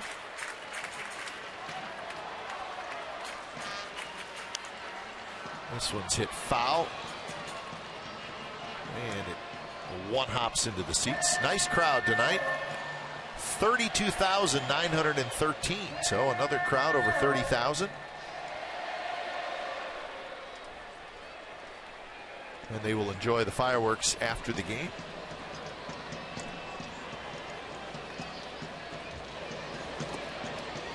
And that knuckleball drops low, so Cespedes has worked the count full.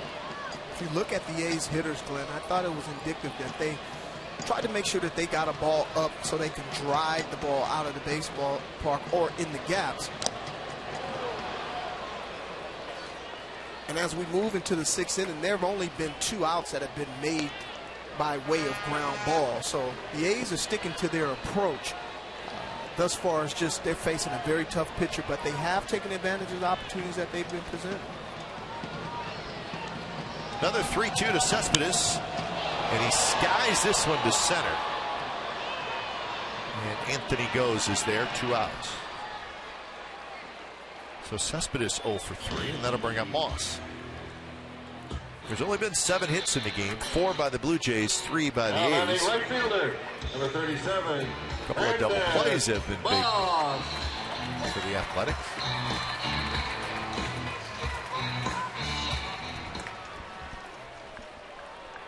Moss with a walk and a run scored in the 2nd and a fly ball to right field in the 4th.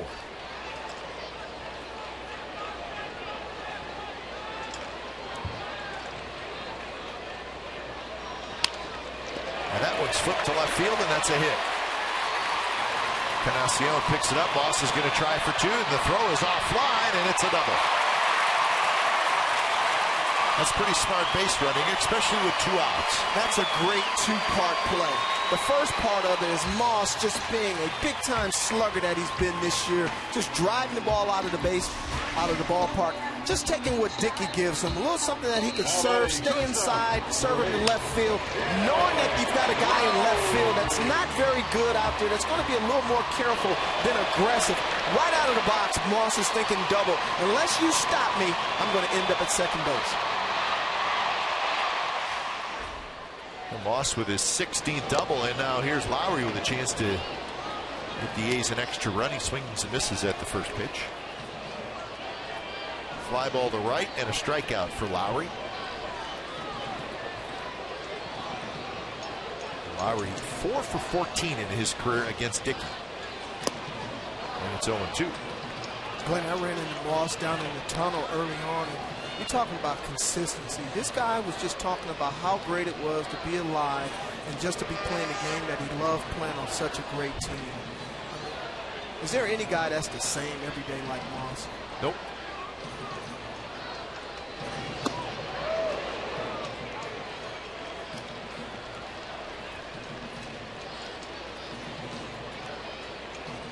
"85 pitches for Dickey.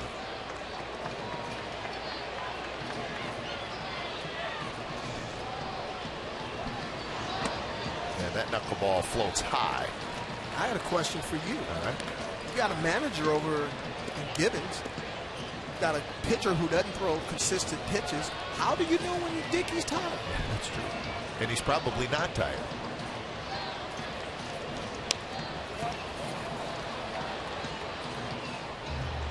I got a feeling the 105th pitch is going to look the same as the 85th pitch. That's your pitch breakdown. 22 in the second inning. That's the most. His season high is 121. So he's a long ways from that. Swing and a miss. He struck him out. So Lowry strikes out for the second time. Moss is stranded at second base. We're through 6 at the Coliseum. 2-1 the A's lead.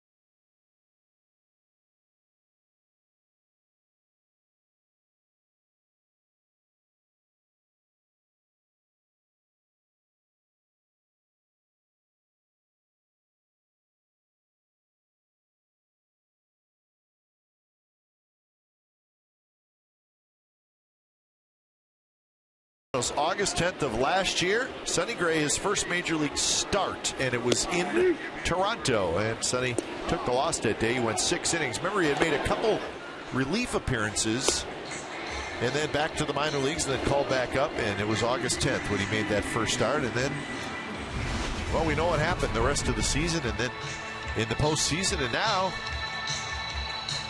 he's probably the number one guy in your staff, the guy you're going to build around. So many times young pitchers are brought to the league and you just don't know what you're going to get.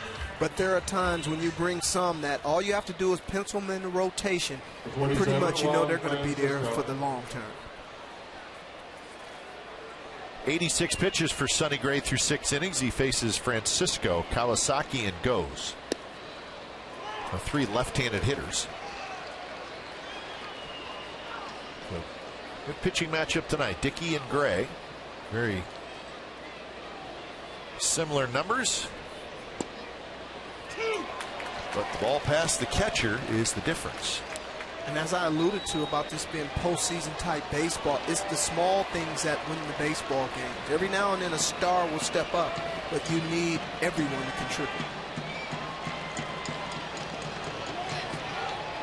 Probably a good pitch to throw to Juan Francisco. He struck out on that pitch in the second inning.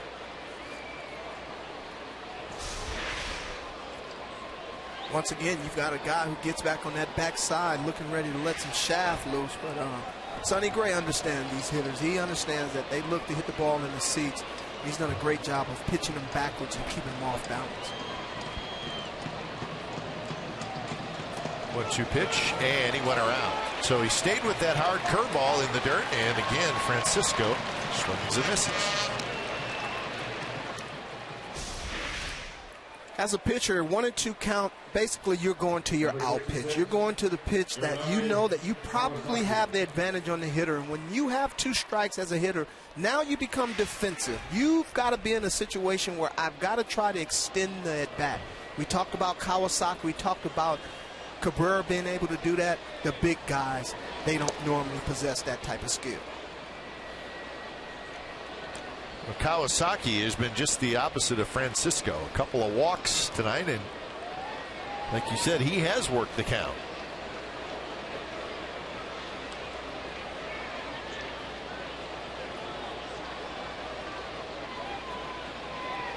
Glenn, I can recall sitting in some of those advanced meetings, and you get to a hitter like this, they don't talk about how you get him out. They say just don't walk him. Huh. And he lines it into the glove of Fryman, and boy, if he doesn't catch that, double, maybe a triple. But Fryman, all 6'8" of him, grabs it, and that's the second out. I'll say it would probably be a triple, because if you watch the A's, they're bunching them in the gaps. They're giving them the ball down the line, but Callaspo and Fryman over at first base, quite a contrast in the different players there. Callaspo's over there. He's probably lining up the relay now. So 2 outs. Here's Goes. A's are starting to move around a little bit in the bullpen.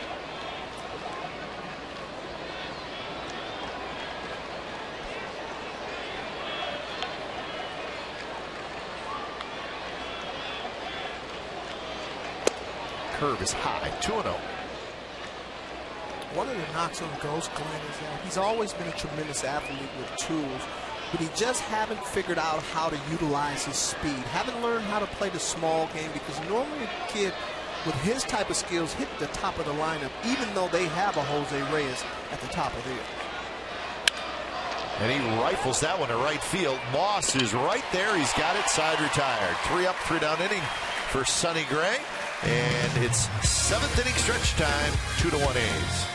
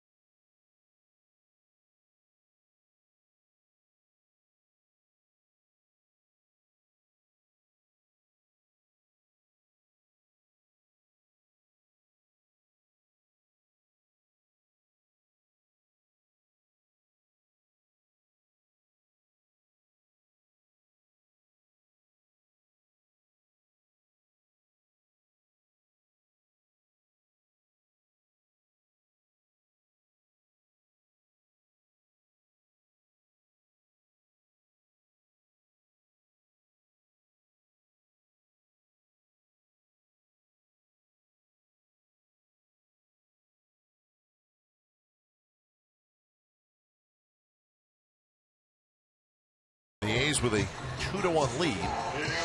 All right, Dickey's back to work. A's scored both their runs in the second inning.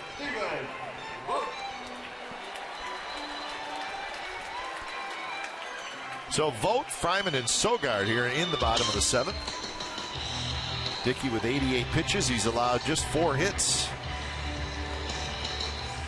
But they were back-to-back doubles by Vogt and Fryman, with the 2 big hits in that second inning.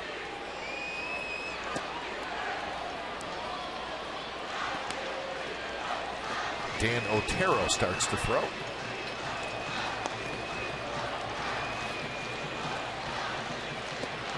Knuckleball drops in there for a strike, 72 miles an hour.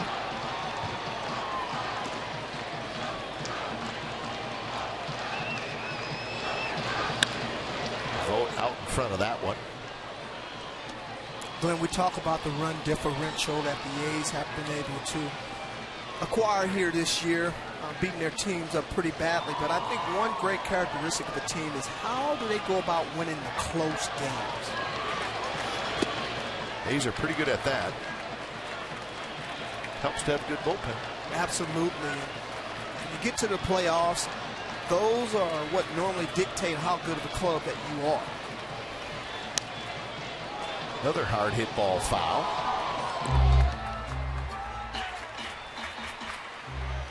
Both these teams in first place in their respective divisions.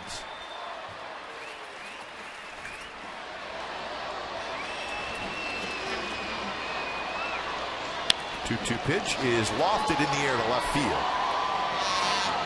Encarnacion is under it, and he's got it.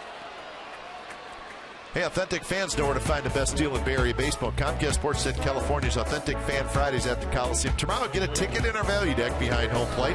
An authentic A's fan blanket, a $6 food and drink voucher, all for one great price. The best deal in Bay Area baseball is Comcast Sportsnet's Authentic Fan Friday. Log on to csncalifornia.com for details. That's tomorrow afternoon, 4th of July. So, day baseball. Be nice and warm up there tomorrow. We'll check it out. 105 first pitch.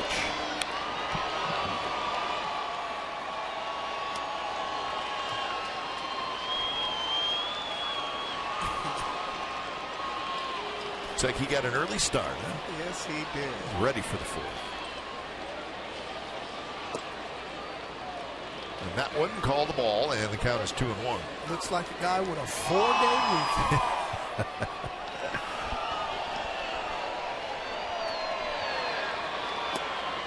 3-1 now to Fryman, who has doubled and walked.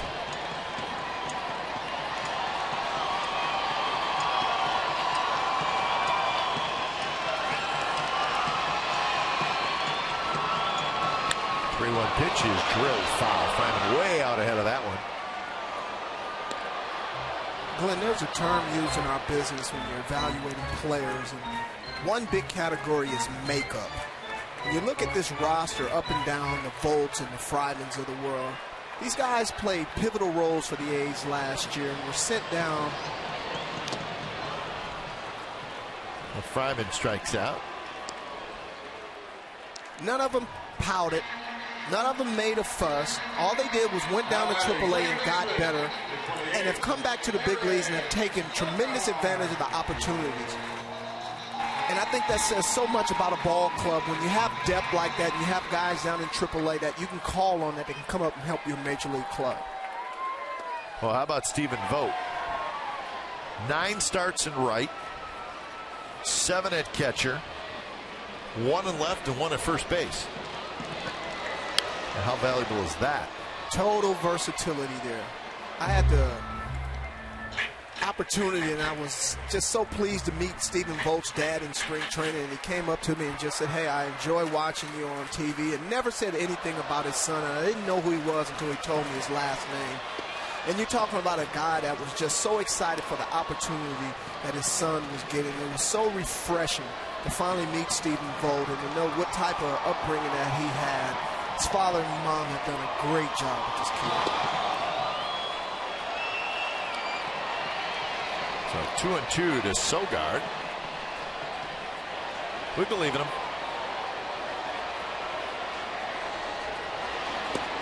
And that knuckleball dropped right off the table. Sogard strikes out. 3 up, 3 down inning with 2 strikeouts. 8th inning coming up. Still 2-1 A's.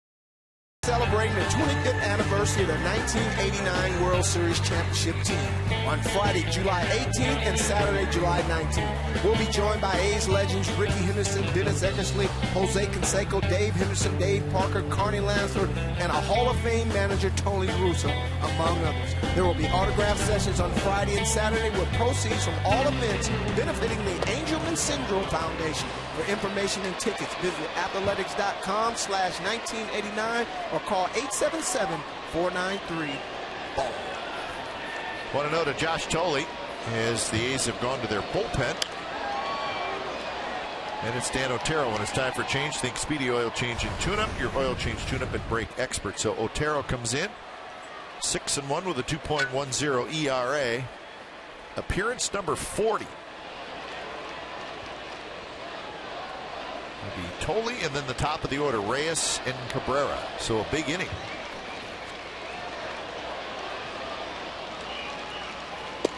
Outside to Tolley, 2-1. Tolley is grounded out and single.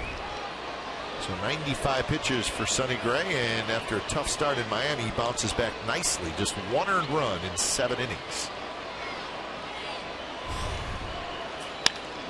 And that one right back up the middle, and Josh Tolley, the 9th place hitter, is 2 for 3.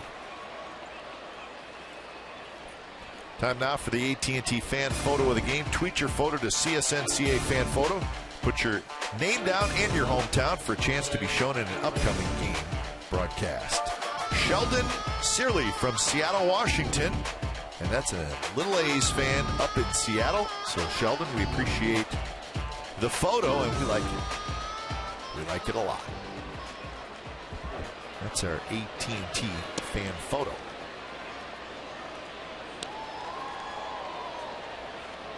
So the Blue Jays, if you're the Blue Jays, you're thinking this is the perfect scenario. The 9th place hitter gets on, and now we have our 4 best hitters coming up. Well, even though they had to bunt on the first pitch, it didn't surprise me at all to see Jose Reyes get in position to swing the bat there. He can beat you in so many different ways with his speed. He hit the ball out of the ballpark in the gap. A lot of times you hate to sacrifice one of your best offensive players to give up an out, but there are so many things that he can do with the bat here. This is give the A's and Blue Jays a lot of different options here. And that one's ripped to right field. Moss going back, but he's going to get there, and he makes the catch, and Tolley hustling back to first, and he is out. Oh, man, what a mistake by Tolley, and what a play by Moss.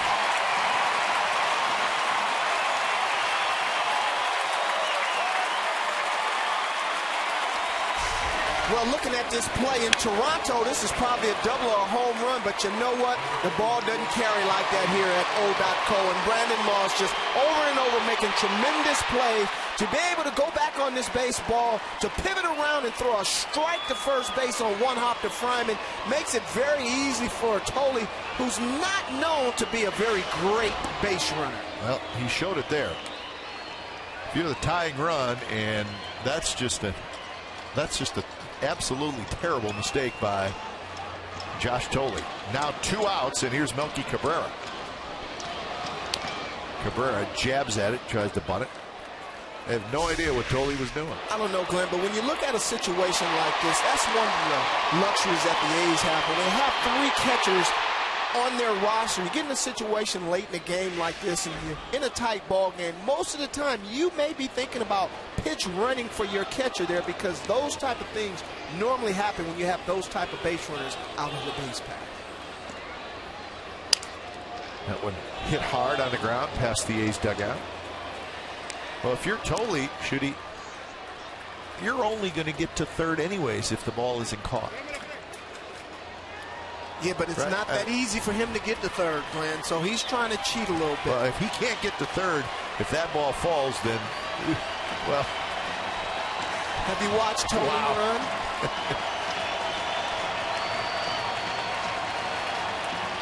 One-two pitch. And now 2-2.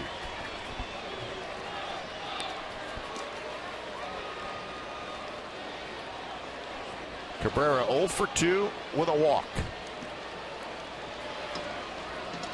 Well, baseball one-on-one, Glenn, is freeze on the line drive, get back and tag up on a fly ball. Totally definitely was in no man's land.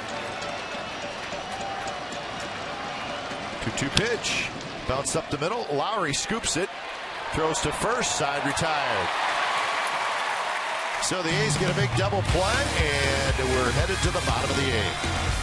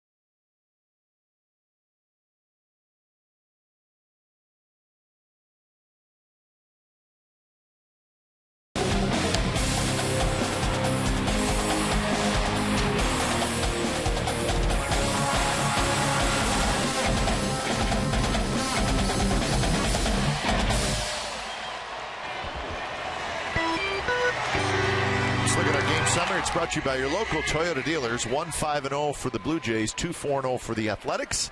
Both starting pitchers have been very good. And for the Blue Jays, R.A. Dickey is back out there. Dickey, 7 innings, 4 hits, 1 earned run.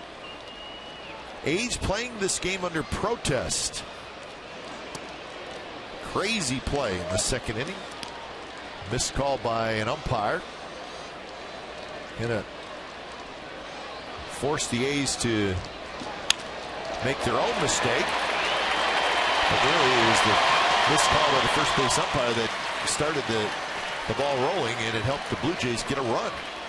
One thing I was not too clear about is how could you tell the difference from Dickey when he's tired at 85 pitches to 105? As you see right here, he's trying to sneak a fastball over to Gentry. When you're throwing 84 miles an hour, that's more like a BP fastball. That may be an indication that he might be tiring a little bit.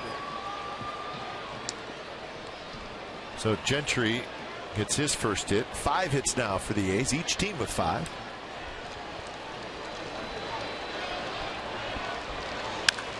There's a shot, fair, headed to the right field corner. Cabrera tracks it down. They're waving Gentry home, and Gentry will score, and the A's lead 3-1. And Jaso hustling to third, and he's safe.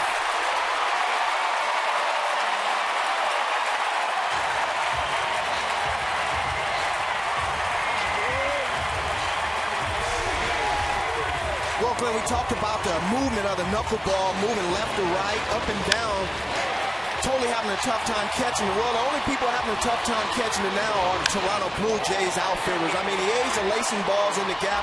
And we watch Gentry. I mean, this guy runs better than a lot of people know about.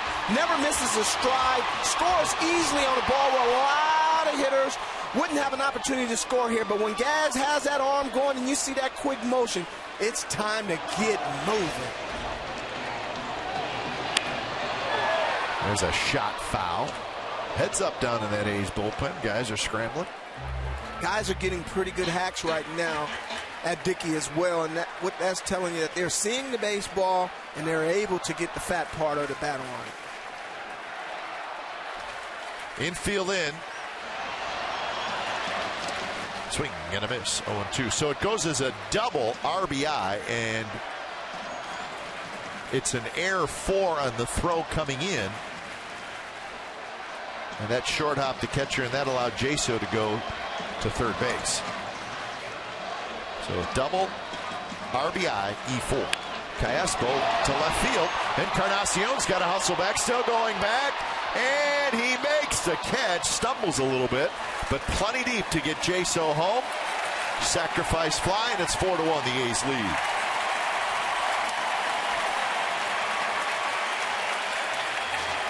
One of the turning points in the Detroit game in the 6th inning, where the A's had an opportunity to get runs in with less than 2 out, they weren't able to do that, and that cost them.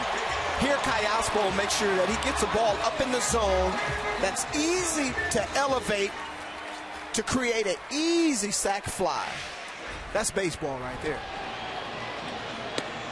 Playing the game the right way. So 4-1, the A's have scored twice here in the 8th inning.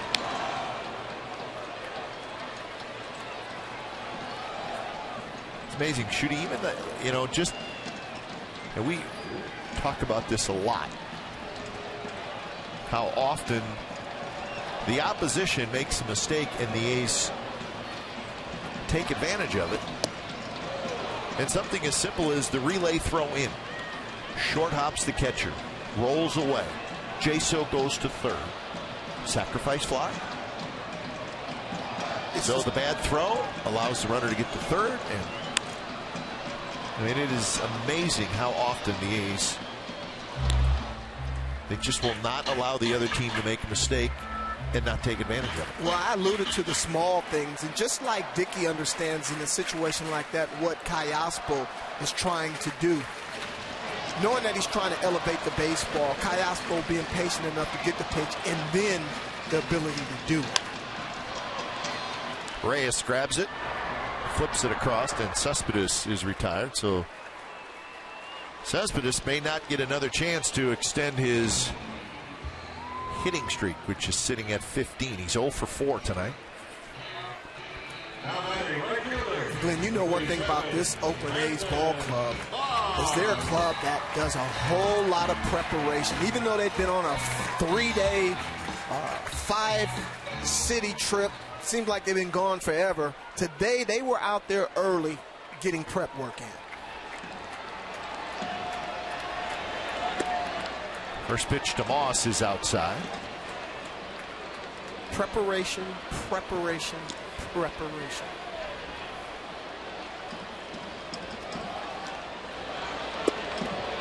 Another pitch high, 2-0. Astros have scored a couple of runs. They lead the Angels 2-1 in the 3rd inning.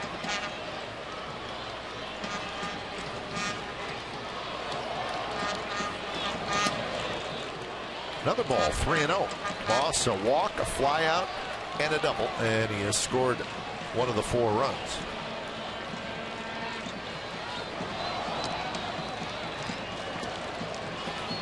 .30 pitch is low, and Moss walks for the 2nd time.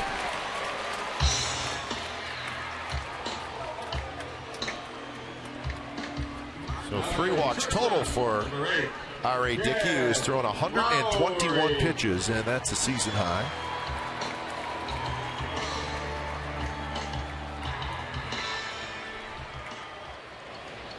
The Yankees beat the Twins 7-4. Tanaka got his 12th win. So Tanaka becomes the first 12-game winner in the major leagues. 12-3. Gave up 4 earned runs in 7 innings, but it was good enough. So the Yankees break their 5-game losing streak. So they're cheering for the A's. Chance to pick up a game on the Blue Jays. I don't care if it's 25-0 in Little League. For Tanaka to go 25-0 as a pitcher last year, I mean, that's totally phenomenal.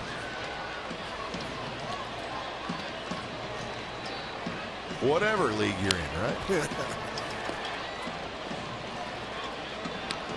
The Orioles beat the Rangers 5-2. That game just went final. So the Orioles, with the win, If the A's hang on here and beat the Blue Jays, the Jays and the Orioles would be tied for first place in the AL East. So the Orioles have won 4 in a row. On the ground, but foul toward third.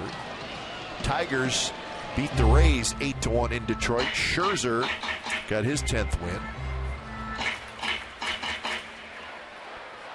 Tigers had a 5-run first inning, and then they rolled. Kinsler, Victor Martinez, and Torrey Hunter all homered for the Tigers.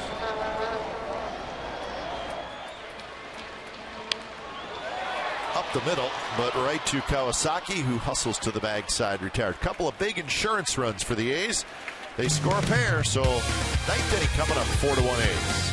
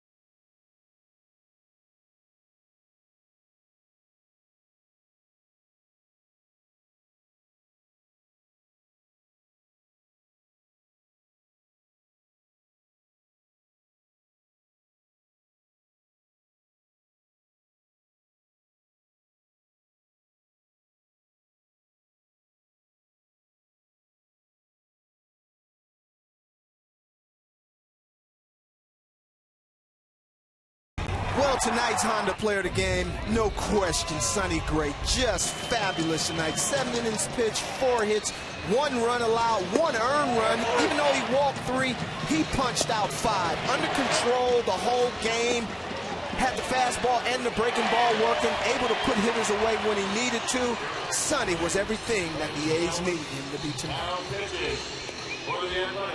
So it'll be up to Sean Doolittle to wrap this one up. When it's time for a change, think Speedy Oil Change and Tune-Up, your oil change, tune-up, and brake expert. So Doolittle, 11 saves, 3 blown saves, and his last 2 appearances have been blown saves, so he'll try to put that behind him. And this is going to be a fun 9th inning. He's going to face Batista, Encarnacion, and Adam Lind.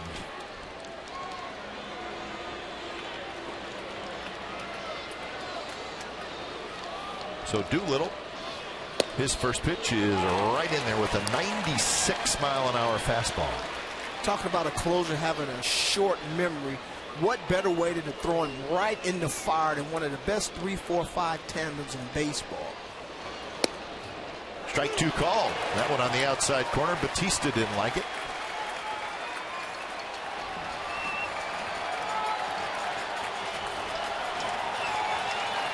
What makes Sean Doolittle so good is that fastball with that extra giddy up through the strike zone. Hitters just cannot catch up with it, and a lot of times they just don't see it.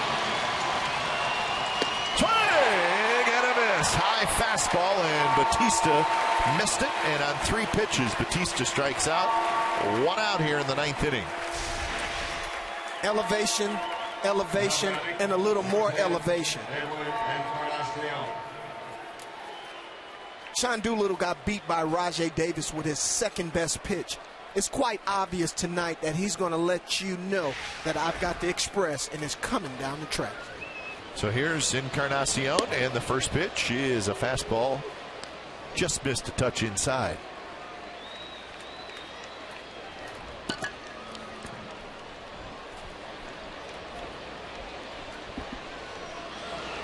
Swing and a miss. There's the high heater.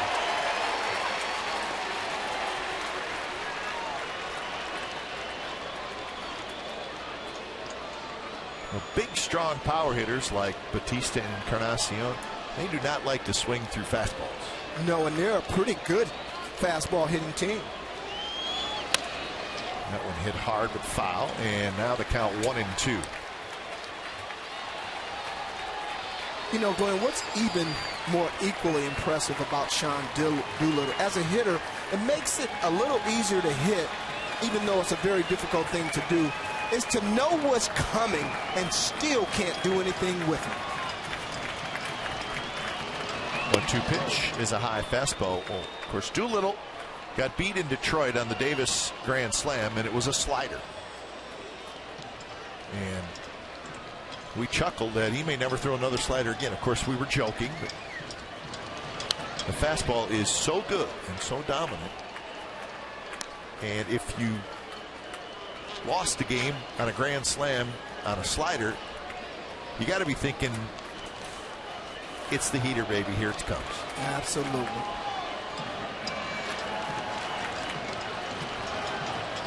Two pitch, and that was a slider, and it's belted to left field. Cespedes going back, and he's got just enough room.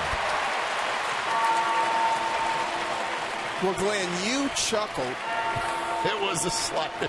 But it was reminiscent for me because in 1996, I was working for the Atlanta Braves, and Mark Rollers gave up a home run to Jim Leridge with his second best pitch, a slider. Guy that just been throwing straight cheese, gives in to the hitter. Right here, Doolittle tried to use a little trickeration himself, and he almost became the victim himself. But thank goodness, it's a little too much air underneath that ball. So 2 outs, and Steve Tollison is the pinch hitter. He's hitting for Lind. Lind has had about 0 success against left-handed pitching this year, so Tollison hitting.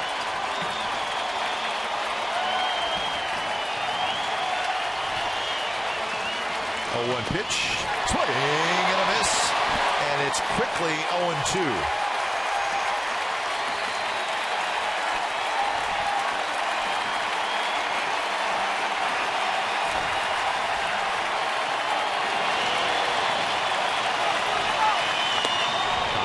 Ball, and Tollison lays off.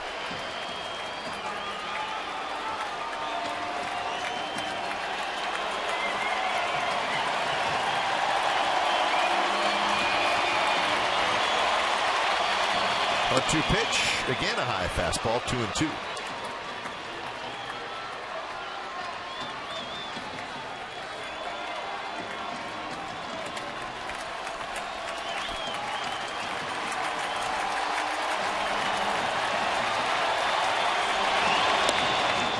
Just missed, full count. So it was 0-2, now it's 3-2.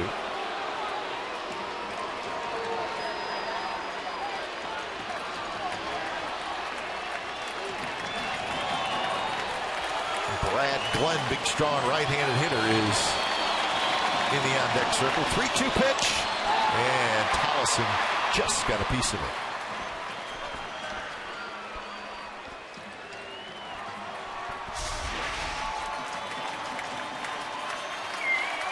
Just a piece.